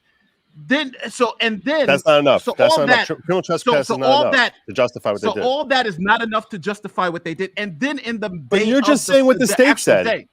Yes, and I'm saying the day of the. Hold on, I'm saying at the day of the defense attorney, right? Even wiping all that what the state said, the day of, to effectuate a citizen's arrest. The defendant, the defense attorney read the statute and said the first part of the statute we don't have, right? It didn't happen in the print. They didn't see what happened. We don't have that, right? So we are basing our whole thing about the escape part of the statute that says we can chase someone committing a felony escaping. And what knowledge do we know that he had committed a felony or had probable cause that he committed a felony and was escaping? The fact that he was running down the street and somebody pointed at him. If that is not enough for an arrest, for a stop, for anything. And that's what I'm saying. From what the defense said and what the prosecution said, you cannot, there's no legal reason that they could stop him in the manner in which they did. If they go out there and stop with their hands and do that, that's something different. Pointing a gun at somebody based on not seeing him, the only thing you see him running down the street is just not enough. If the state, I'm sorry, you go ahead, Vivo. Go ahead.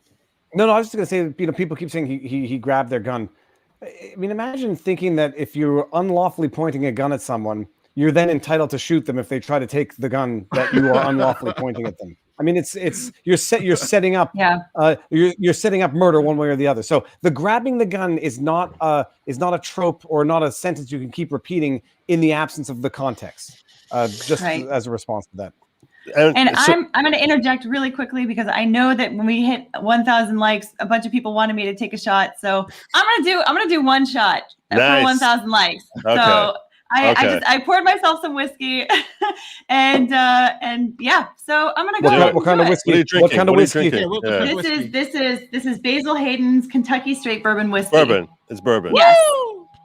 And what time is it? Just so nobody thinks you're drinking at 1 o'clock, which might be problematic. It's like 11 p.m. here, so where I'm at. So late. Don't worry, I'm not. This isn't like alcoholic hour here. Nick Ricade, you're channeling Nick Ricade. We're all very proud of you. Exactly, and I do recognize that I had a very large influx recently of people from Nick Ricade's channel, so I'm honoring his channel and all of the new guests. That has to be some lively new chat. Nick's channel chat coming in on Alita's channel is going to make for some fire in the chat. Yes.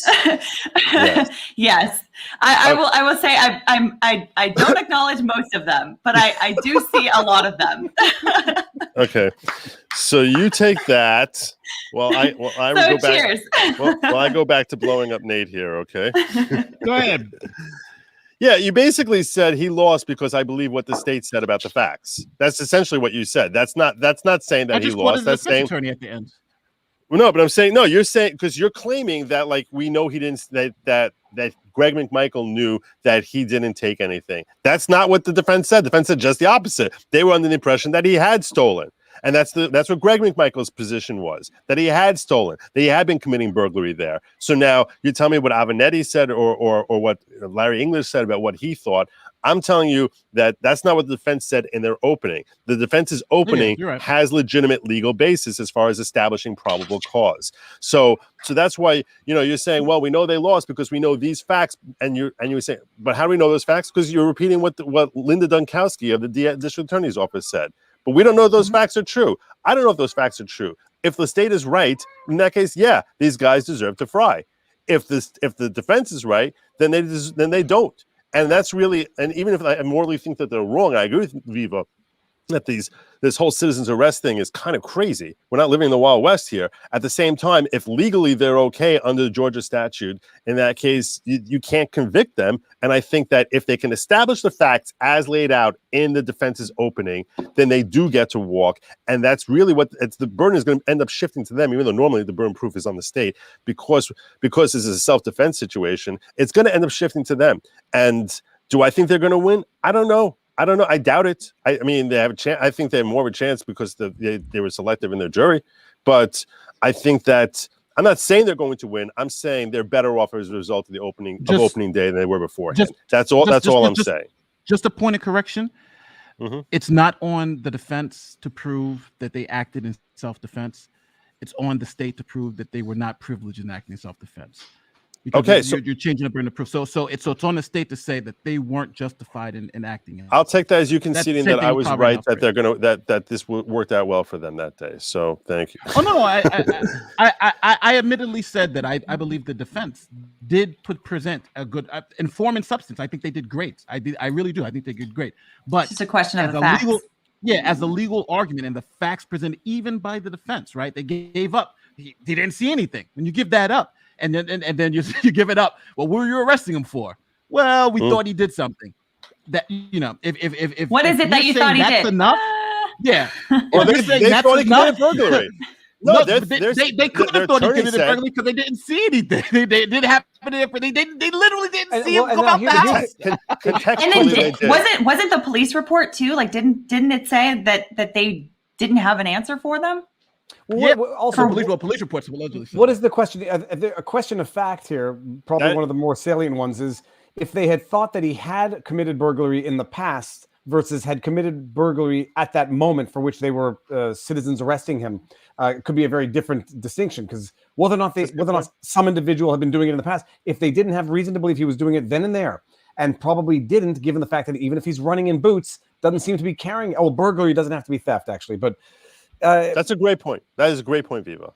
That as far as that time that he committed a felony, yeah. Although I will point this out under Georgia statute, if he has been committing burglary in the past, and they're correct about that, I think it's reasonable to say that his intention, even if he didn't take anything, his intention was to take something. And under Georgia statute, by walking on the premises with an intention to take something, at that point, it's considered felonious burglary, even if he doesn't take anything. So if he went in there and in the past he had been a burglar, I think it's a reasonable assumption. I think it's reasonable to say that they have a reason to believe that he just committed a felony by going in there with yet another attempt to steal something. I just want to be very clear that that's definitely, as a law enforcement, as a former law enforcement, that's just not the way it works, right? You don't say because I think you committed a burglary in the past that now I have the intention to believe that you committed a burglary right now. That's propensity evidence. It's not allowed in court, and it's not allowed. No, it's not propensity. Probable. It is Nate, propensity. You're saying when he goes in there, hold on. You're saying because he burglarized in the past. Then you can derive his intent in this moment that he's going to burglarize in the future.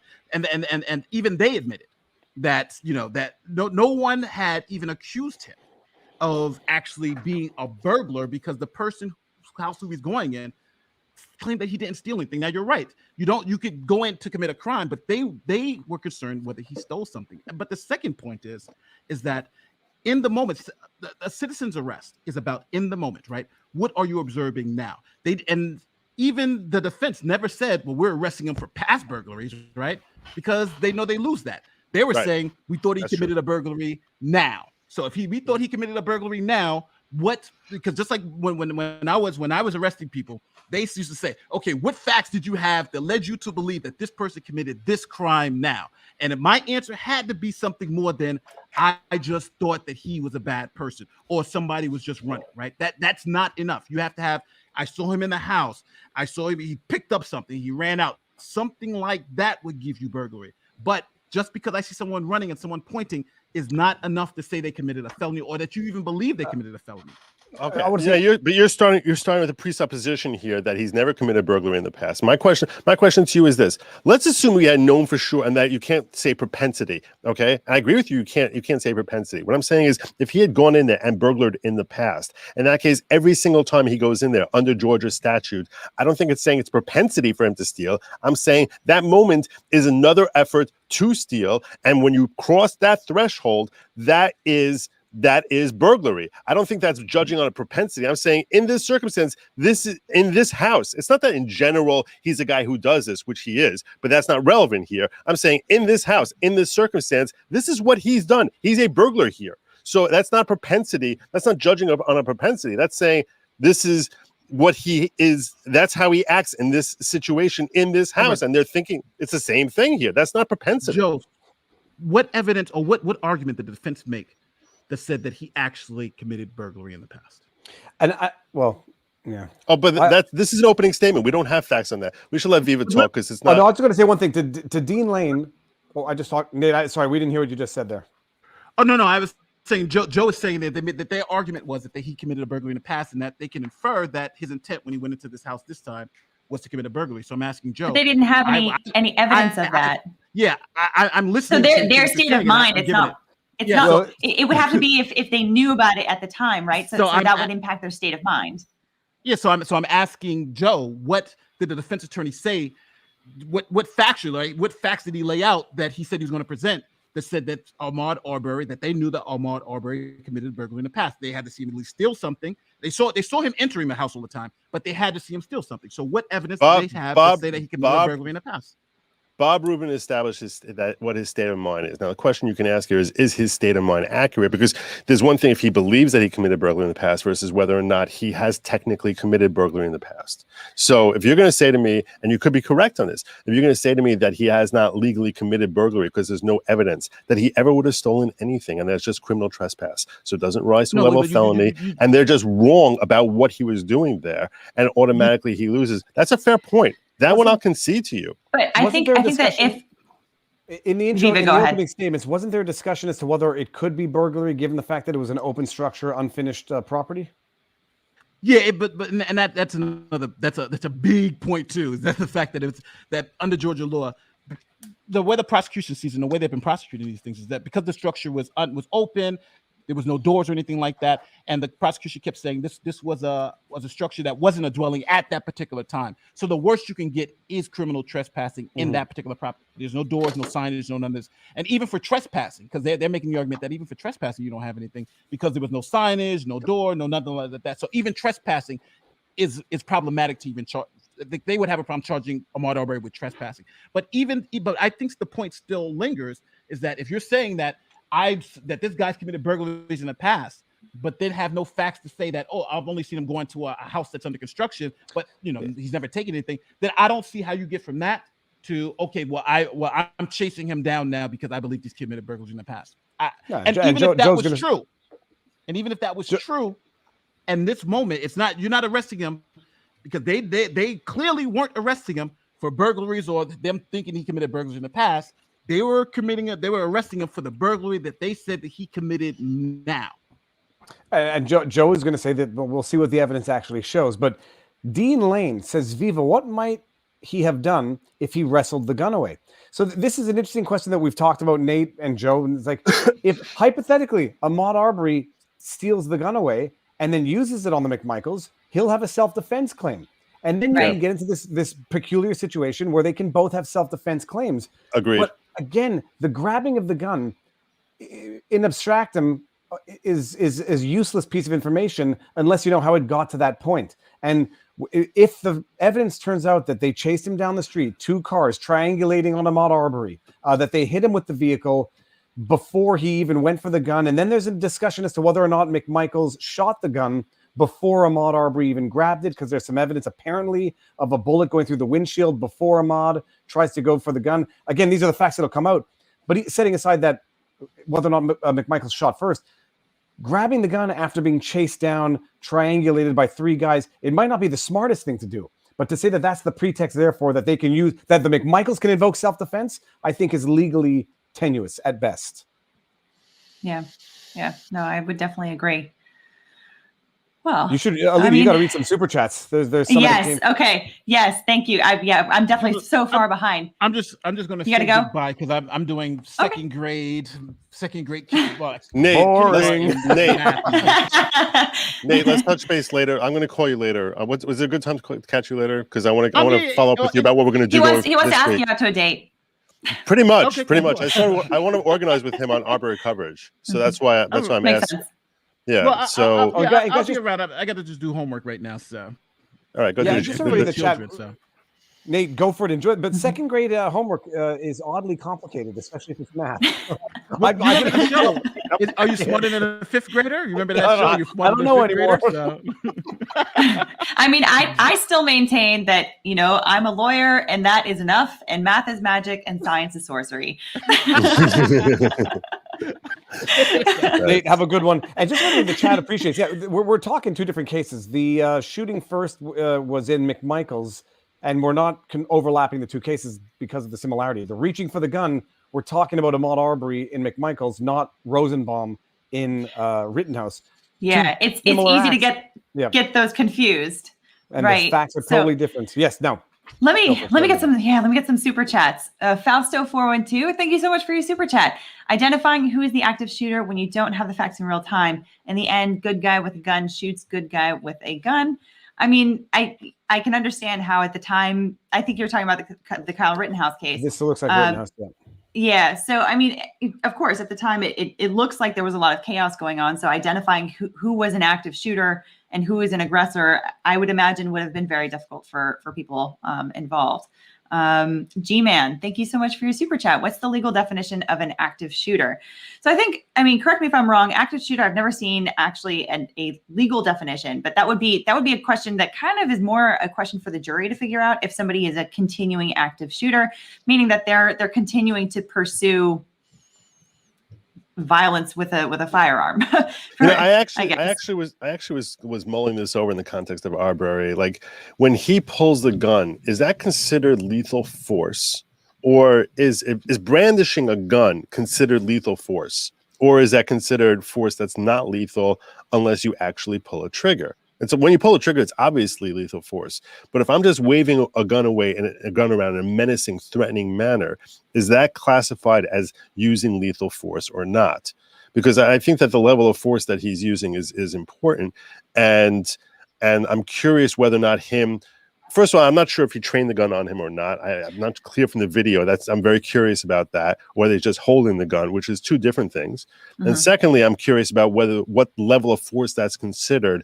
If you do train a gun on someone, whether the threat of lethal force is equivalent to lethal force. So I think that would definitely be an aggravated assault, because you training a firearm on a person is an assault is a lot of people think of it an assault as a touching, but an assault is a threat of an unwanted or offensive touching. But that's only in civil law. That's only in civil law. In criminal law, that's not true. In civil law, you're correct. Assault is that you're threatening, so you're scaring someone that you're going to cause them physical harm, and then battery is the actual touching. Right. In criminal law, assault is actually, you need to have the physical touching. So I am curious about whether or not that I'm curious about about how that plays out with respect to the level of force that they were using and also look, if he's training the gun on him, that's a different level of force than if he's just holding it in a threatening type of way. There's just so much going on in this case. It's so complicated, and and to those of you who sat there thinking, I was going to say that's why a case like this goes to trial. But I mean, in the Rittenhouse case, I would take that back because it's not great. Yeah, exactly. In the Rittenhouse trial, you just can't have two people get shot dead, one person get maimed, and then not prosecute. I mean, if the DA or the ADA said we've already made the determination not to prosecute, you would have more outrage than you would have from the people who say this is a wrongful or malicious prosecution. So, I think in terms of the local climate at the time, you're probably right. That was maybe more of a tactic to sort of calm the community down, so to speak. Are you getting salty? You're getting salty jokes in here, so people don't know. Salty Army apparently is Salty Cracker. Not apparently, it's Salty Cracker, another channel who has a legion of followers who are into the law. Oh, okay. I think that's a small joke. Sam, thank you so much for your super chat. Matthew, I'm not sure about. I understand he's referencing Matthew McConaughey, but I am Bamahi.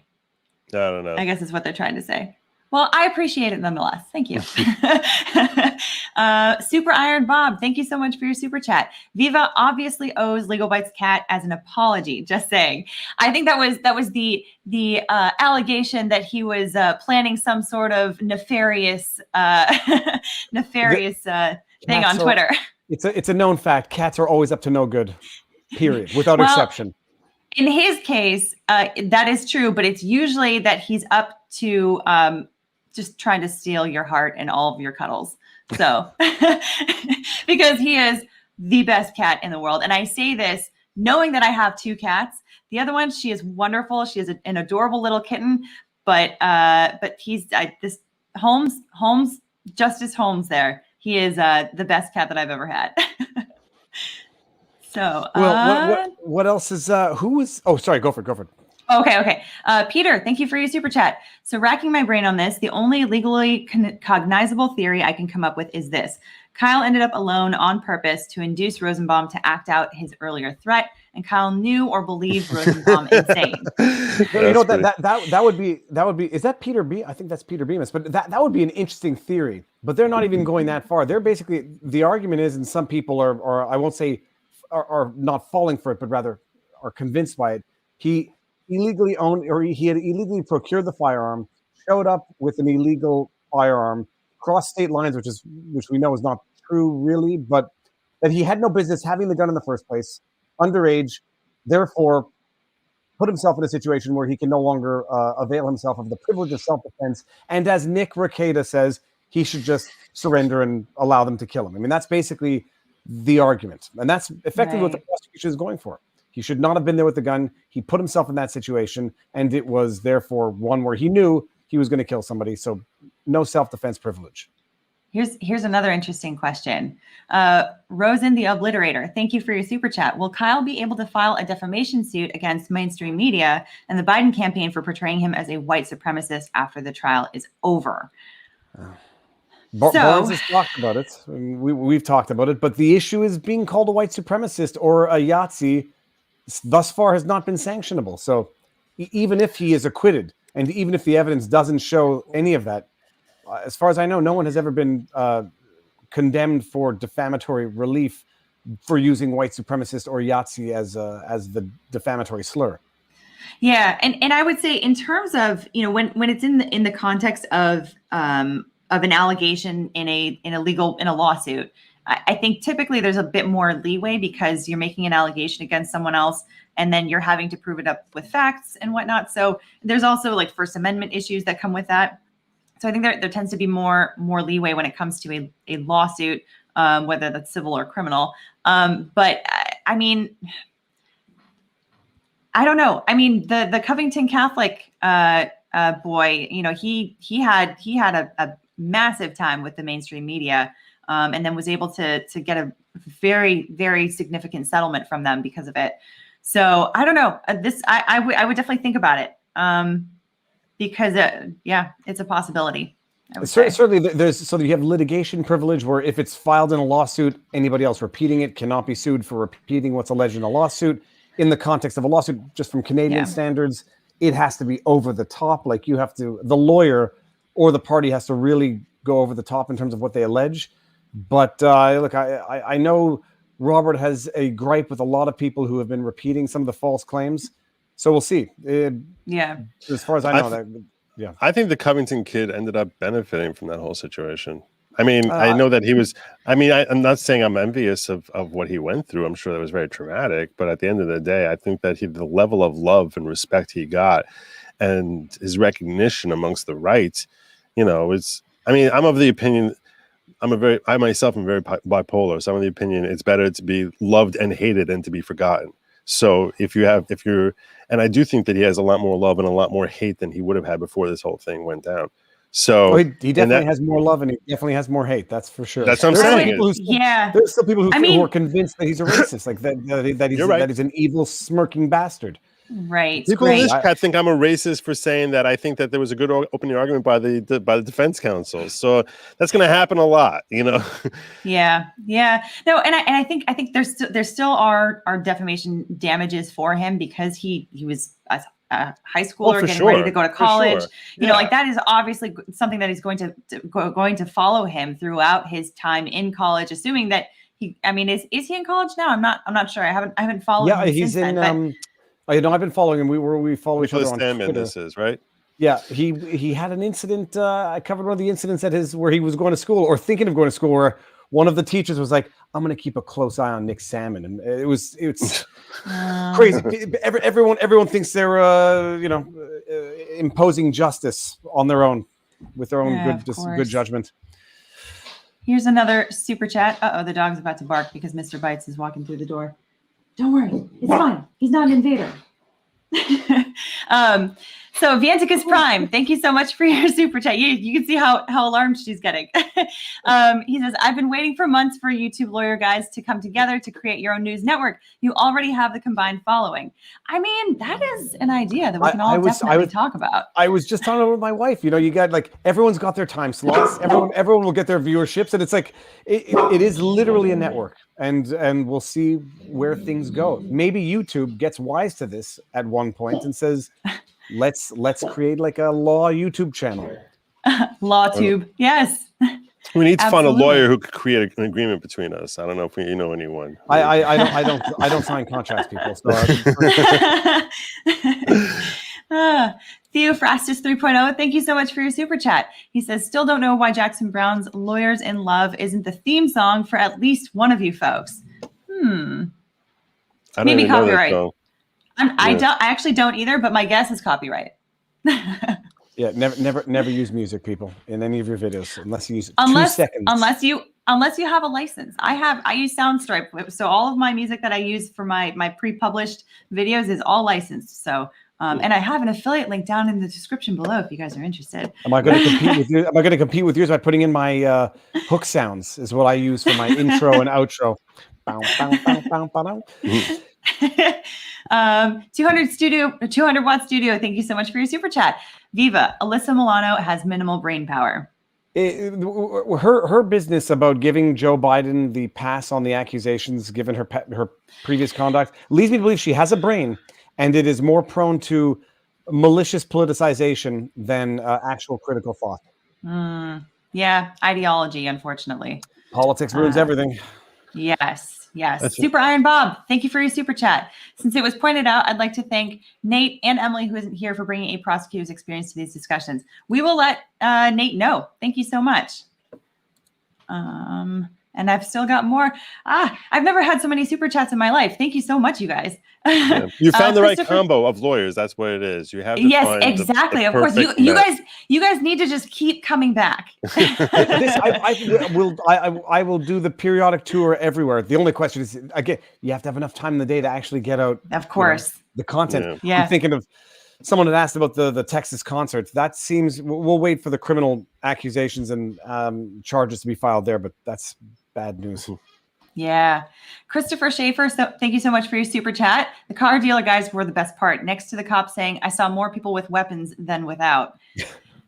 That's something that I actually didn't know. There's a few things that I learned from the evidence that I didn't know. One was that the cops literally tolerated the presence of Kyle and the other armed guys, didn't say anything about it.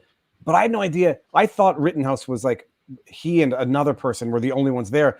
This looked like what we saw some of the riots in LA where you had the guys standing on rooftops with guns. I had no idea there were that many people with open firearms in the Kenosha riots. I had no idea. It certainly attenuates the idea that it was absolutely reckless to even be there with a firearm or unlawful, because a lot of people were there and the cops didn't say anything to anybody. I know the defense, the cop doesn't have to pull over everybody for speeding, but the fact that they saw them there and didn't say anything, it changes a little bit of the perception of the circumstances. I think so too. DJ Moon, thank you so much for your super chat. Do you think the prosecutor is going to start to only focus on the fact that Kyle was 17? Also, whether or not the defense team is doing their job, do they even really need to try at this point? So to the first question, I am not sure. It's hard to tell what the prosecution is going to be doing, to be completely honest, because a lot of their decisions have been a little bit baffling. But whether or not the defense team is doing their job, do they even really need to try at this point? I would say to a certain extent, it's almost better for them to sit on their hands more than anything, because they are definitely ahead, according to at least the way that I see it right now. Now, I'm not on the jury. The jury might see things differently. That is always a possibility. But I think that at least from a professional responsibility standpoint, they definitely need to, because otherwise they will not be zealous advocates, and that is a requirement under any jurisdiction. So, Zebert, hey, thank you for your super chat. Labas iš Lietuvos. That means hello from Lithuania. Please object, Richards. In Lithuanian would be Richardsai, prašau prieštarauk. Thank you. In case of JNOV, can state appeal? No, because that would be double jeopardy. So if he is acquitted through a directed verdict, then no, because that would be double jeopardy, and that's not constitutional. So, ačiū labai, Zibertai. Let's see here. Any more? I know that there are more. Oh, there's a couple more. Go ahead, Viva. How was James Mason? No, I was going to say about the Texas thing. There was a chat that said that lawyers are already running ads looking for clients. In Canada, or at the very least Quebec, lawyers are not allowed really even advertising their services, because it gives what we call a monetary aspect to the practice of law. If anyone has any of those ads, flip me them by email. I'd love to see what they look like. I'm going to go look them up after we're done here. Okay. All right. 200 Watt Studio. Thank you so much for your super chat. How was James Mason's witness prep in the verdict? I haven't seen that movie. I don't think I have either. I think actually it's a classic that I never actually ended up seeing, but it's sort of on my list of movies to see. I think it's like the late 1970s. My favorite law movie of all time is, or at least from, A Civil Action is the one I think is teaches the best lessons and gives a decent depiction of. Is that the one? Is that one with John Travolta? John Travolta, Robert Duvall. Yes. Yeah. Robert Duvall's advice in that movie is probably, it's the best legal advice you can get. Just happens to come from the bad guy in the movie, but right. No, but are you talking about the part when the guy comes downstairs and he's eating lunch and he tells him that he basically undresses the guy? No. Yeah, he says, "Don't interrupt me during lunch." And it's good advice. I was never able to turn things off, but I also don't believe projecting that Duvall, even in the movie, ever turned things off. But it's good advice. Turn it off for lunch. Don't ask the question why if you don't absolutely know the answer or absolutely have to ask the question. Yes. And that scene in that movie when the guy answers why, but how, very similar to, you didn't know what he was thinking, did you? I don't know what he's thinking, but he screamed F you and reached for the gun. Yeah, exactly. The Real Hydro PX, thank you so much for your super chat. He says, if Kyle was to lose, what kind of precedent would this set for the future? So in terms of legal precedent, so we are in a trial court. So there's no, it wouldn't be any sort of binding authority, but it would be, God, what's the word for it? My memory is always terrible on these Stare things. decisis. No, Well, I think but it's there's persuasive. She's saying it'd be persuasive. Thank you so much. Yes, You're there's welcome. either binding authority, which is what a court needs to follow by stare decisis or stare decisis. Thank you, Viva. And then there's persuasive, basically meaning that a court can look at another court's opinion and say that's pretty good reasoning. I'm going to follow the same thing. I can choose to follow it or choose not to. When it comes to binding authority, that's usually going to be an appellate court. So we are in Wisconsin. So in the Wisconsin Court of Appeals, Wisconsin Supreme Court, or in the United States Supreme Court. All of that would be binding for this particular trial court. But this trial court doesn't necessarily set binding precedent for other trial courts elsewhere. Right. In fact, I would go a little bit further and say it is exceedingly rare that any trial court decision has any sort of impact on any case anywhere.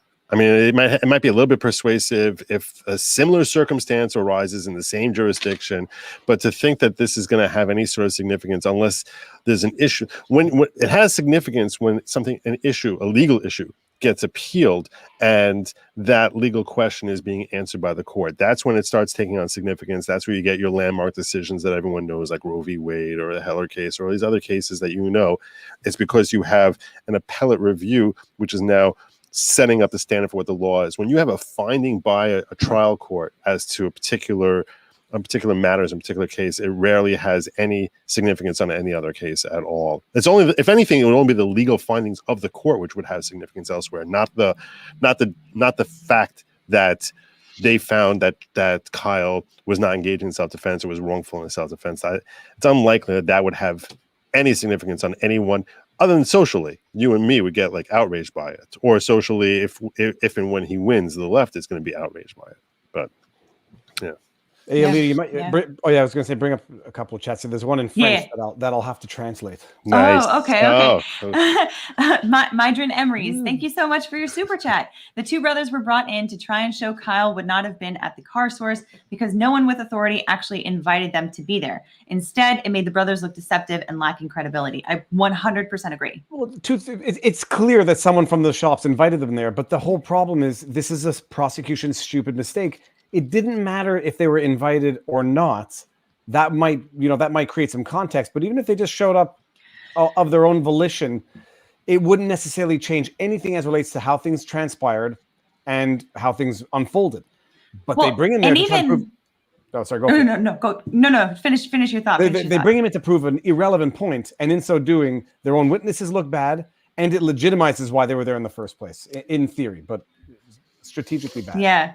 Well, and even still, even without the invitation, there's also, I mean, you could say that they had, a constructive invitation almost, in the fact that as soon as the people at the car source knew that they were there, and they took a photo with them and they didn't tell them to leave.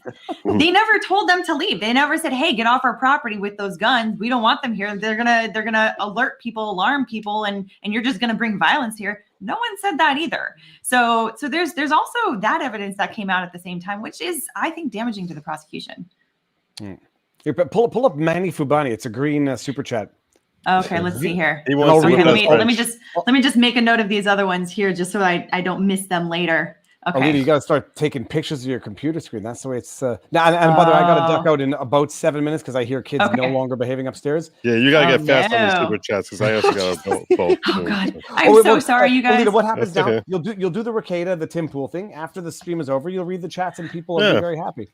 Okay, yeah, that's fair. Manny Fubani says, Viva, j'adore ton état d'esprit. Ton attitude envers la vie et ta profession et ta barbe. My gosh. Le roi est mort. Viva le roi. Viva, I love your spirit, your attitude towards life and the profession and the beard. The king is dead. Long live the king. The beard, I think I might have to trim it because it's when it gets long under here that it starts to look a little weird. And my wife is, so I might trim it a little bit. But the hair, we're going full Viva Fro for a long time. Oh my gosh. Oh, here's that. I finally found it. Wonderful. That was impressive. Oh, that's so great. So let me get back up to these other. And by the way, guys, I am so sorry if there's a super chat that I missed because I'm I have never gotten You so get- many. Do you know how to before. get? You know how to you have it open to the right section. You have to go into your monetization and click that, and then say see all, and you can scroll through and make sure you saw them all, because otherwise So they disappear on you. on YouTube on my channel, because I'm doing it through StreamYard. Yeah, you're never gonna get it that way. Oh you have to go into. You have to go in. I've never had this problem before. Thank God, it's a great problem to have. I know. So what I'll tell you is that what you want to do is you want to go into your studio, go to monetization, click supers, and then say show all, and then you can scroll down and just sort of roll through them. The bad part of it is you can't just click them and bring them on screen here. You just read them. You have to just read them. Okay. Also, when you have this many super chats, you don't say thank you for the super chat. You just say you just read them out. But there. I am thankful though. I know, we all know you're very, very nice. You're a very sweet woman. You're very gracious. But yeah, you gotta move. Okay. And then you gotta do the intro warning. You're not gonna get to all of them. Thank you. You have to thank everyone, and they know it. People know it. Yes. Okay. Okay. I mean, yeah. If I had anticipated that it would be like this, I totally would have. But I will do that at this point. So I apologize to everyone if I don't get to it. I'm really trying my best here. Okay. So Brainiac Outcast said, "What do you all anticipate when Gage takes the stand? No questions about the events he's involved in. Immunity, fifth, down in flames, something else." I hadn't thought about the fifth, man. He could plead the fifth. I suspect to self-incrimination on why he had a gun is. I don't know, because if he takes the stand at all, doesn't he waive that? No, he could take it only to plead the fifth, as far as I understand, because this was the question that came up in Chauvin with the drug dealer, and the question was whether or not he's going to take the stand, and they didn't call him, and we were just going to say call him, make him take the fifth, left, right, and center, and it'll look bad. So this is not my field of expertise, but to be discussed tomorrow night with Robert. Although I guess it's going to have happened by then, so we'll see what happens. Yeah, are you going tonight or are you going tomorrow? No, it's tomorrow night. Fair warning for everybody. Robert is en route, so tomorrow night is going to be good. Okay. For the stream, and we'll be analyzing in retrospect what happened with Gross Crute. Wonderful. Nice. Christopher Schaefer said, "Only Viva could future project imposter syndrome." I suffer you have to. Yeah, everyone should have imposter syndrome. I think it keeps people on their toes in terms of double checking and triple checking. Yeah, I think I definitely can agree. It's second guessing yourself actually has some benefits, because then you're less prone to make mistakes. Britt Cormier, thank you for your super chat. Sorry, good logic. I could have been a lawyer and joined the panel, but I decided to keep my soul. LOL. Yeah, that's maybe a wise choice. Also, probably saved yourself from some massive student loans, right? Yeah. I'm gonna say my legal education cost $1,800 a semester, not including living costs in Quebec City, which my rent was $600 a month at the time. So wow, that's no, it's amazing. And even if I went to the expensive university, McGill, it was still a few thousand, maybe $6,000 a semester. I think I forget at the time, but yeah. Amazing. Mine was 18 grand a year, and that's dirt cheap. That's dirt cheap today. I mean, you won't find that anywhere today. Yeah, mine was substantially more, but maybe I you know what, I made the mistake of foregoing a much bigger scholarship at another school to go to one that was higher ranked, the more prestigious. So, yes. Yeah. Yeah, I did the same thing. I was I don't know if it was a mistake. I still love UT. There you go. So this is what my dog is chewing on. He's going to chew my wonderful Nike putter that I haven't used in 7 to 10 years. Oh my goodness.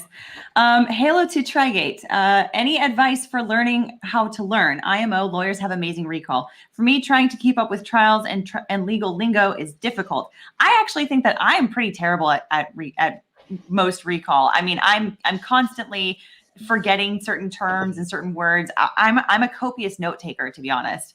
But one way for me for the bar exam especially was just writing and rewriting and taking as many tests as possible and doing flashcards. I had all of the elements of every single crime and every single tort on like all of the mirrors in my house, so that every time I went into, with a dry erase marker, so that every time I went into the bathroom, I could review again. But that's at least that was me. How about you guys? Do I say I didn't do very well on my bar exam? I just passed, so that's all anyone needed to do. But for me, memorizing is useless. It has to make sense sequentially, and I have to understand the logic in order to be able to reproduce it. So just memorizing will not get me very far. Which is why learning the story from beginning to end with all of these scenarios allows me to understand it and allows me to, you don't forget it once you understand it. Memorizing, you can try to memorize something and not necessarily understand it, and it doesn't stick for as long. That's true. I think the secret to memorization is really digesting it fully, as opposed to hearing something, but listening to it in your brain, where it has an ability to make an impression in your brain. And then you're much, much more likely to remember it than if it's just something that you're superficially understanding without really absorbing. So I think that's the secret to developing your memory, is to really listen and focus and think through what you're being told. And then you'll remember it a lot better. Also, saying things verbally out loud just sort of ingrains it.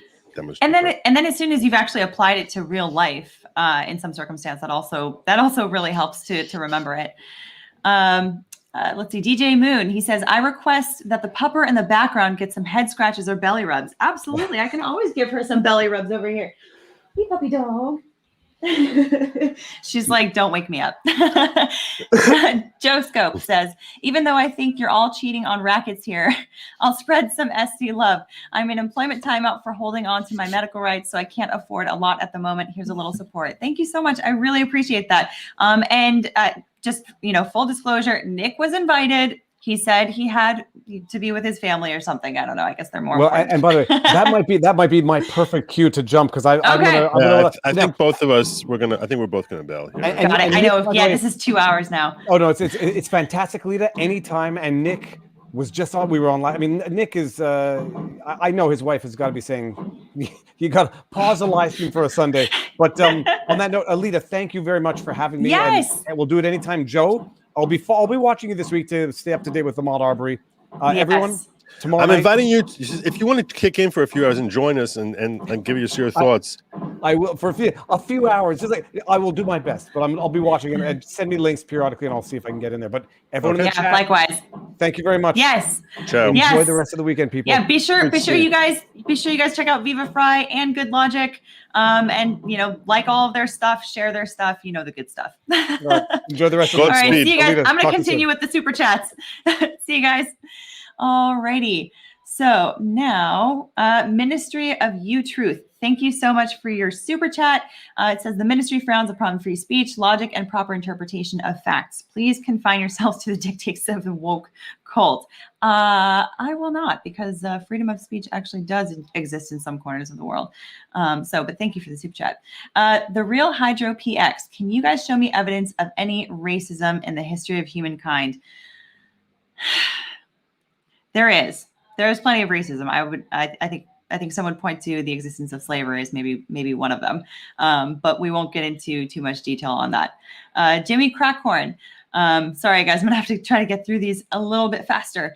Barnes said Binger is trying to paint Rittenhouse as a chaos tourist, shouldn't have been there, period, hoping the jury ignores the self-defense facts. I think that definitely is what they're trying to say, is that he's an outsider. He was not invited to be there. He showed up of his own accord, and he brought his own weapon and just wanted to go on his own adventure.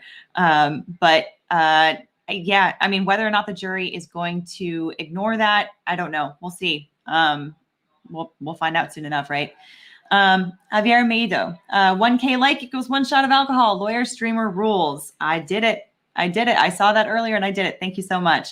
Mega Lone Wolf 20, 24/7. Love the idea of law streaming 25/7. I also hope that court streaming trials continues post-COVID. It's interesting, educational, and more entertaining than watching modern media news coverage of these trials. I 100% agree. Thank you so much. This has been, for me, it's been, like I said, it's been fun to share my knowledge and share everything that I've learned throughout the years of lawyering and law school and everything. So, and I know that it's especially interesting to show people like the way that the legal process works in real time, and to go through that and to really, and also analyze whether or not it's working well, right? So anyway, Provolone Loaf, thank you for your super chats. Legalbytes is great at moderating and holding court. Keep it up. You can be the queen of law sports debate wise. Simps GTFO. Thank you so much. That's really kind of you. Butter Biscuit 92, behind on stream, but I'm glad to have come across all of you from watching Nick. Thanks for keeping me entertained while I DoorDash. Absolutely. Thank you so much for being here. I'm glad that you appreciate it. D, Nate has got this one. I think you were referring to the debate between Good Logic and Nate on the opening statements for the Ahmaud Arbery case. I would tend to agree. I think both sides put on a good performance, but fact-wise, I think that the prosecution has it on this one, largely because they have the facts here. Chris Webb, sorry, I just came in the middle of this. Why was the victim on the defendant's property in the first place? So I believe you're referring to Ahmaud Arbery here. He was trespassing. I think that's pretty much not disputed by anyone here that there was criminal trespass. However, that was not a felony. That is a misdemeanor. So as we were discussing before, that is not the kind of crime that would allow somebody for a citizen's arrest in this kind of context, because it didn't happen in front of these guys that performed the citizen arrest. Water jabbers. I don't know that it worked out well for them. I'm exactly the type of person the defense would like on their jury, and I walked away leaning towards the state's arguments. So that is absolutely true, that we were talking about the type of people that the different sides would want to have on their jury. And it's true. I mean, sometimes actually having someone that you would think stereotypically would be good for your case can actually backfire. So for example, I've talked about this quite a bit on this channel, that, I've learned back in law school, even in trial advocacy classes, that when it comes to, for example, grape cases, you don't necessarily want to have women on your jury, although you would have them, concerned for the safety of the woman. The problem is that it hits a little bit too close to home sometimes. So then it results in the jury kind of thinking, well, that's not reasonable because I wouldn't do that. I wouldn't put myself in that position, those kinds of things. So I think you're right that sometimes it can backfire putting on someone that you would stereotypically think would fit that role.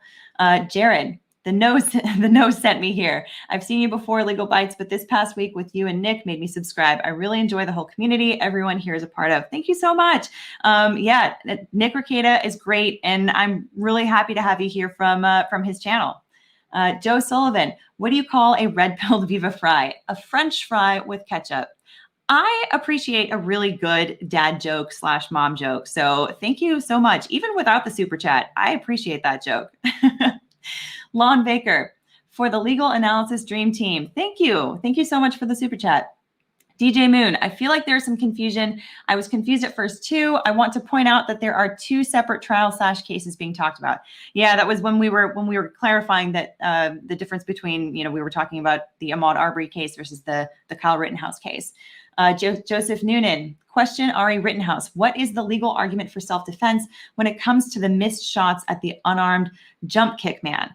So regardless of whether or not he was armed, the fact that he was using violence against him, I think that is where it's coming from. It's whether or not he was the first aggressor, and whether or not the kind of force that he was using was the kind of force that could cause potentially lethal harm. And so although he didn't have a weapon on him, jump kicking someone, especially jump kicking someone in the head, can cause some very serious damage to someone. So I think that is where the argument there comes from. But we'll see. We'll see what comes out when the defense puts on their case in chief.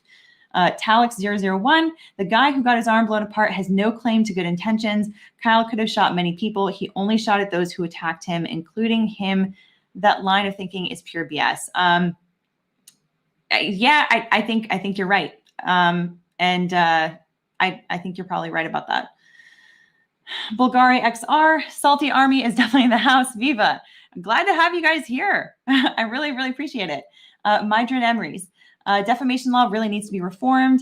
It should more closely follow the rest of SCOTUS's rulings on free speech. New York Times versus Sullivan opened an unintended floodgate, giving media free rein and few checks on their reporting.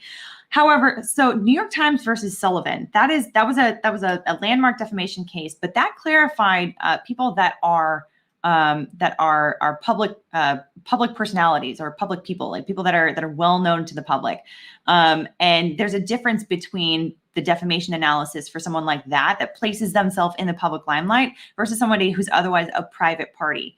So someone like, for example, Nick Sandman, the Covington Catholic kid, he was not somebody who had placed himself in the public. He wasn't posting anything for social media. Someone was recording him when he happened to be out on a field trip with his friends. So he was very much a private party, and so that's why his defamation case was so strong, was because he wasn't a public figure, I should say. That's technically the term. So I think that when it comes to defamation against a public figure, it's a bit of a different story. So, for example, Joe Rogan has a very different analysis because he's very much a public figure, and he talks about the kind of stuff that CNN was talking about, the COVID drugs, ivermectin, whatever. Satoshi was a reptiloid. I wonder if the mainstream media are changing. Anna from the Young Turks, who have been beyond defamatory, just came out and said she was wrong about Kyle. I have not seen that. That's very interesting, though. I would be very curious to see that statement and exactly what made her change her mind. Mydron Emery's said lawyers in Houston are already running ads looking for clients in the Astro World Fest incident. Yes, I know that Attorney Tom, I believe, has already filed a case for a number of plaintiffs. So I don't know about anybody else, but that's a very serious case, and I mean, horrifying, obviously. So we'll be definitely interested in following that and seeing what comes from that. Jensen Zager says, when are any of you going to have on the best and most qualified YouTube lawyer, Legal Eagle? Sarcasm /S. I don't know. I mean, you know what? I am not opposed to having any lawyer on my channel. So if he is watching this and wants to be on my channel, I'm not against it. I would welcome it. Cryptos Chaos. Hello, Legalbytes team. Hi, and thank you so much for your super chat. Mydron Emery's. Viva, Texas doesn't allow direct solicitation of a specific person. General ads are allowed. And that's true, I think, of most jurisdictions. I didn't have a chance to say that when we were talking about that before. But that's generally the case. It's where you have to differentiate between an ad, which is sent out to the general public, versus solicitation, which is going up to a specific individual. So, for example, if somebody was unhappy with Kyle Rittenhouse's current representation, it would be, I mean, also for other reasons because he's already represented, but for somebody to come up to him specifically and offer their services would be improper also on another level because of solicitation of legal services. That's generally speaking, and I think probably in most jurisdictions in the United States. Juan Cena says, Alyssa Milano hung out at my dad's work once a couple of decades ago. She covered her face and nobody was allowed to talk to her, allegedly. Interesting. I mean, honestly, a lot of famous people, a lot of celebrities, they probably get a lot of harassment and whatnot, but I don't know. She might actually get more than average based on some of her political activities. But anyway, MK Perez said, just read the Daily Beast headline about the trial so far. I have not seen that, but that would be interesting to take a look at.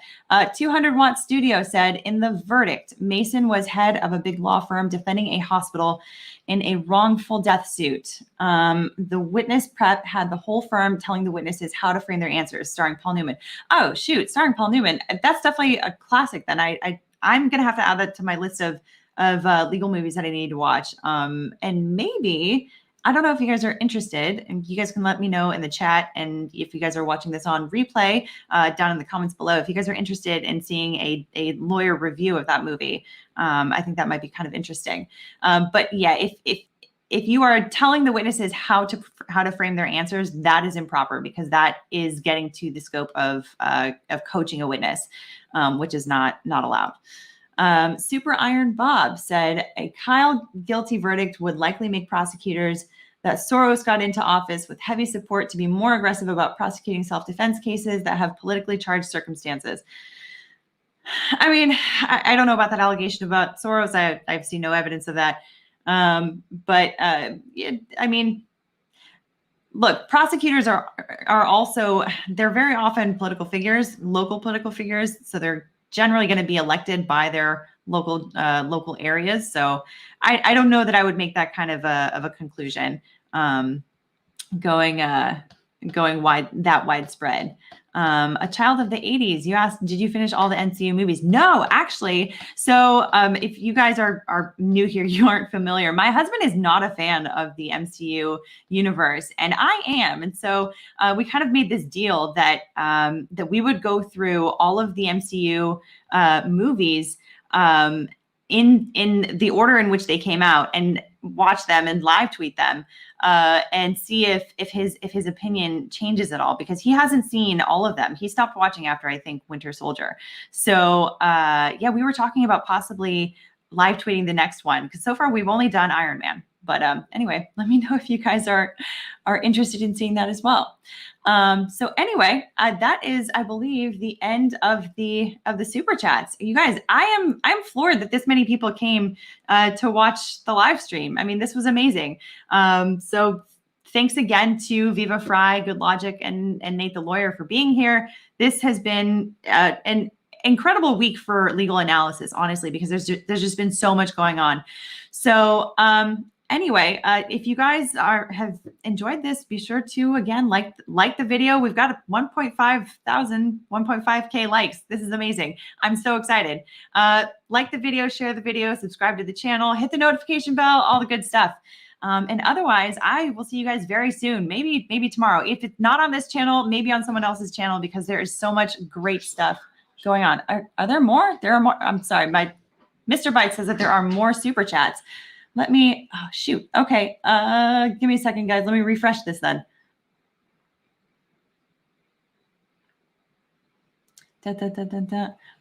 Okay. Let's see. Oh my gosh. Now I need to, oh my gosh, you guys, I can't even keep up. Okay. Here we go. Sorry, guys. Give me a second here. Okay. Okay, Super Iron Bob said, here's to many more streams with Legalbytes having this kind of problem. Yes, thank you guys. Thank you so much. Angry Bandling, this super chat is for the return of Winston.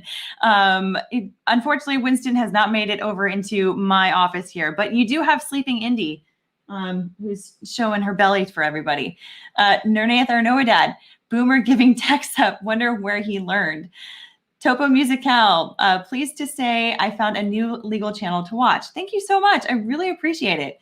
DJ Moon, I wonder if there will come a need for civilian riot medics to become legally recognized to be protected. They'd probably need to have padded armor. I don't know. That would be interesting to see. Why Bother says, watched day 5 with you and Ricada. It was hilarious, high quality entertainment. At some point, I thought that the only way out for Inventory Guy is to play dead. He was pretty close to that. Yeah, it seemed like that was maybe going to be his final strategy before he just kind of got up and tried to walk out. Manny Fabani, Joe, I would pay you sick money to do ASMR tech support for me while I run my fingers through Viva's hair. Dick Tracy, the one thing I'm most worried about in this case is the defense's closing arguments being shit. How does one go about preparing closing arguments? So with closing arguments, what you're going to do is you're going to go through all of the testimony that actually came out during trial, and you're able to say then, so at the beginning, during opening statements, you're supposed to say, the evidence will show, you will see, so-and-so will tell you XYZ happened, this happened, that happened, et cetera, et cetera.